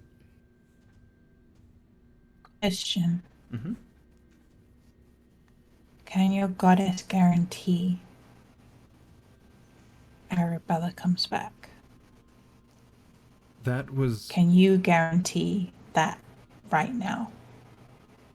That was the whole reason I sent Miguel, and I honestly, I jokingly, as shitty as that sounds, told him that only a tear of a god could bring back Arabella, is that I've been to the Draconaut. I've been to their temples. I've heard stories of these stones, much like the one you carry. The thing is, she's been dead far too long for most healing magics. For most clerics would charge the same. This is divine magic we would need to bring her back, and That's not an answer. You are focusing on the desire to bring your god back, not on Miguel's desire to have Arabella back. And those, although one can potentially lead to other, they are not the same. And you guarantee it. through Delamira, rebirth is possible.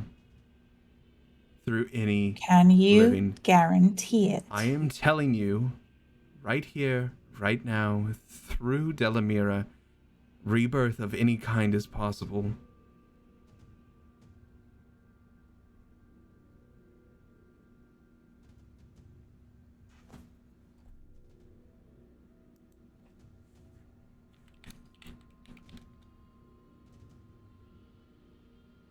This group is full of weirdos. Hello? hello? Hi!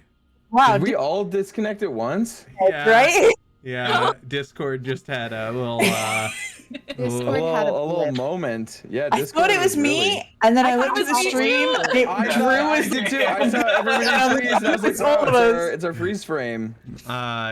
no, she says, through Delamira, any rebirth is possible. That is what I am telling you. That is what I am guaranteeing you. Possible is not a guarantee. What are you willing to stake on it? What is the bargain that you made, Miguel? I am willing to take it. Soul for a soul. Done. You guarantee nothing. You cannot guarantee. Because as close as she feels to her god, she cannot speak for them. It's true. And this is where we're going to take a short 4-minute break, and we'll be right back. Boy. We'll be right back. Y'all, Drew.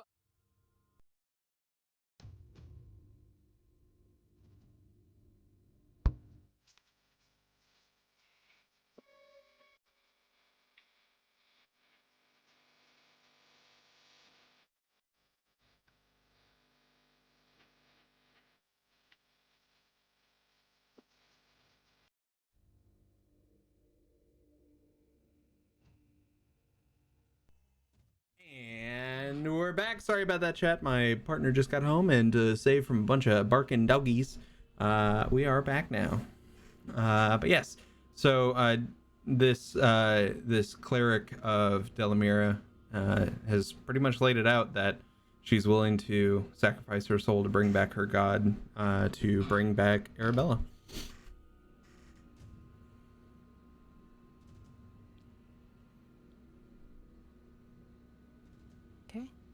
Okay, so Drew, I have some questions.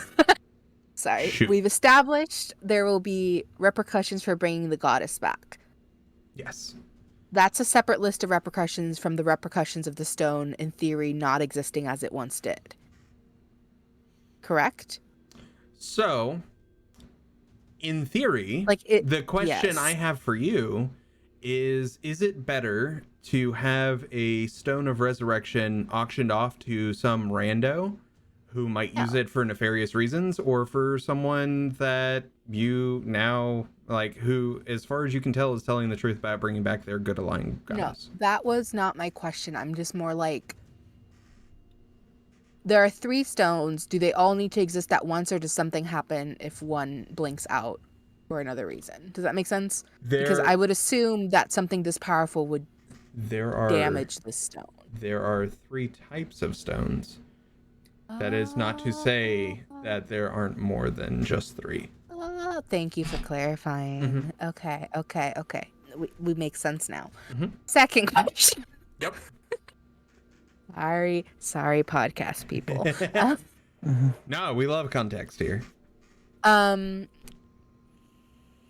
I make a very high C insight roll? Because Meliae is currently under the meta big map picture idea that her deity knew that this was going to go in play, and he wants his ability to see the future back, and this is potentially a path to that. Was that his goal? Roll an insight. Drew's expression said it all. I will take it. Me as a player is happy with that information. 18. You know that your patron is very mysterious in what they want and what they require. Yeah. But you could put 2 and 2 together that this would benefit your patron. Okay. Well, I think this is definitely one of the better uses of the stone.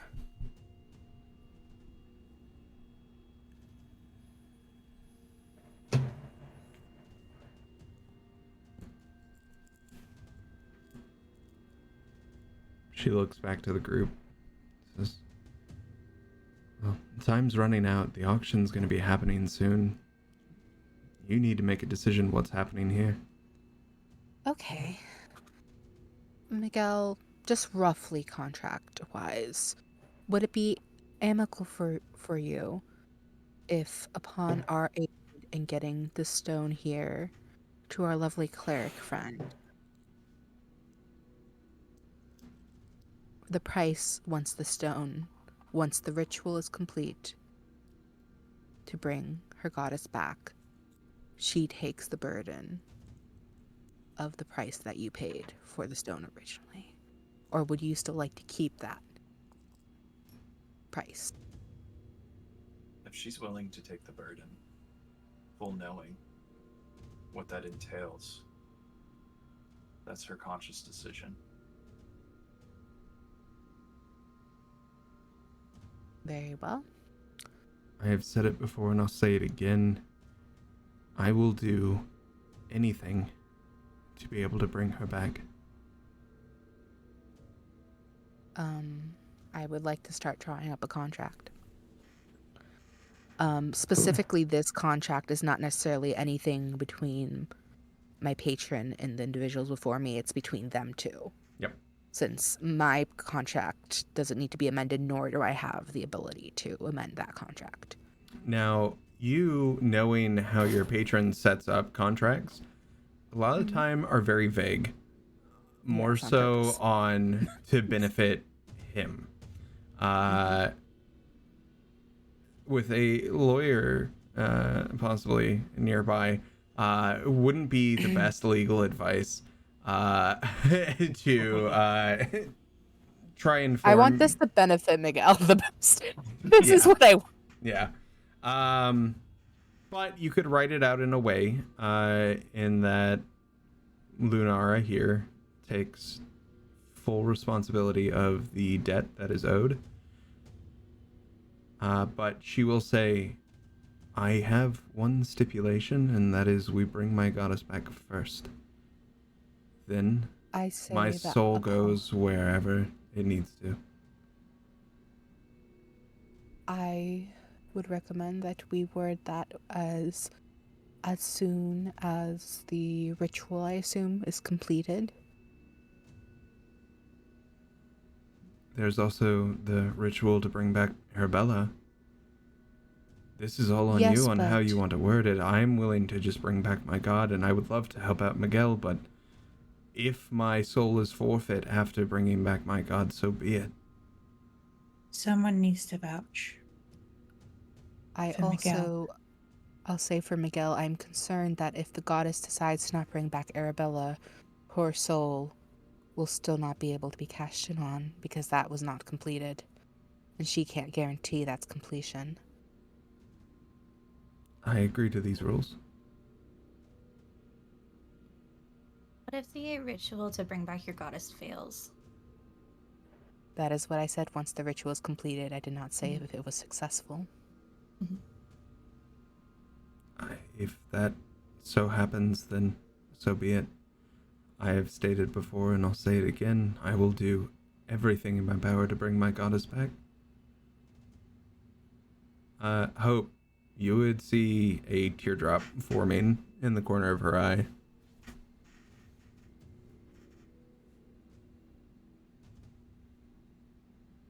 Agreeable. Shame it's not the right kind.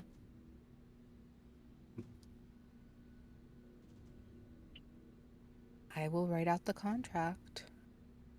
And it's really odd because she actually flicks the tear off of the woman's face and like dapples it on the paper, and it just sinks in as part of the contract as it keeps going. You see her full name forms as it's being written out by the spellbook, and you watch as the moisture from this tear fills in the ink of her name. Amazing. And yeah, do I need to roll to make sure how good this contract is? Yeah. Or are we just saying it's good?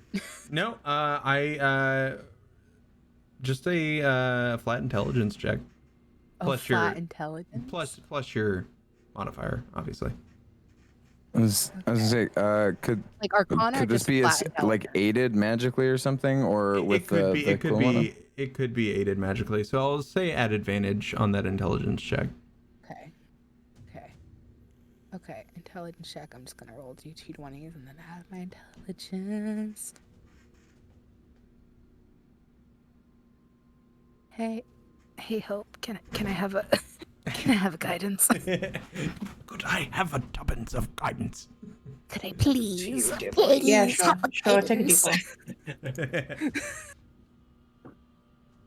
Okay. Roll. That is a dirty 20. Let's see if I get higher than that. Dirty 20 plus the guidance. Get that d4. Plus a 4, 24. 24 is very good. You look over this contract. Do you feel like your patron would be proud? Hey. And I'll have Miguel sign as he wishes. And looking at this contract, it does benefit Miguel the most, as this is fully relinquishing his debt. Miguel is going to think of the happy moments he had with Arabella and shed a tear and use his tear as well on the contract. Miguel's paper's all damp. Well, it would have gotten damp with blood too. I prefer using tears, to be honest, but I feel like the blood oxidizes and doesn't look as nice anymore. The name is written out on there as Miguel Samaranth, as the liquid from the tear fills into the ink. Both the names are somewhat smudged a little bit, but very still clearly visible of what the names are. She says, all right, well, this has been signed. You can, I guess, come with to the auction. I have the base amount that it costs to get in. This is 10,000 gold, and I don't know how much the stone will go for. But should we need to steal the stone, we will. Oh, most definitely. Also, we might have options for some extra gold. Very well. She looks to you and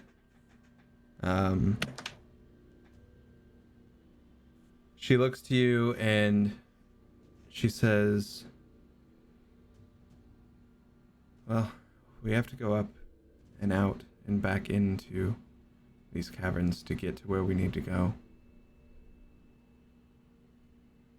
You're more than welcome to follow. Very well. She leads you up out of the caverns into the Solavir district, going in between two houses. This takes a couple hours to get up, out, and around. You end up back in the cavern. As you get back down into the caverns, you come up to this very ornate door built into the cavern with two figures standing out front wearing ornate masks but no jewels, and with hoods up. She leans in and whispers something, and they open the door. She looks back to the rest of you expectantly. I go in. As you walk in, this area goes from this like rocky cavern into a fairly decent looking auction house. There are seats, there are benches. Up in the corner, you see portals opening up and people walking through. I need everyone to roll perceptions real quick.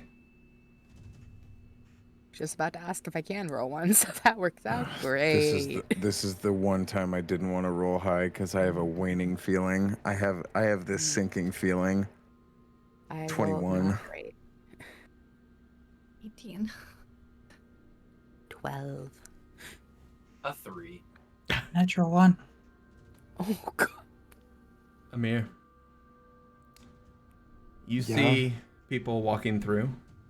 Some in very nice clothing. There's one man in particular who catches your attention towards the beginning. Appears to be a human. He has a really nice like beard into a goatee. He's got like graying black hair, decently nice clothing. He walks in, another portal. You see a purple tiefling walk through, black jagged horns, and a white mask with an eldritch emblem on the front. Let's walk through this portal. And that is where we're going to end tonight. want to say thank you to Will for coming on by. Thank you, Will. Thank you for having me. And I didn't murder you immediately. Thank you for not murdering me. And Glad we all made poor decisions in good faith. But yeah, so we will be back in 2 weeks. And myself and V will be in new residences of that place. Well, look at us go. Wow. So adulting. Make sure to come back 2 weeks. Also, if you haven't had the chance, check out our Discord. Link will be provided under this video and in the chat eventually. And yeah, thanks for coming by. We love you, and we'll see you next week. And we're gonna raid over to Dungeon Idiots because why not? Idiots. Join us. Join the hive mind. Become one with the Illivids. We joined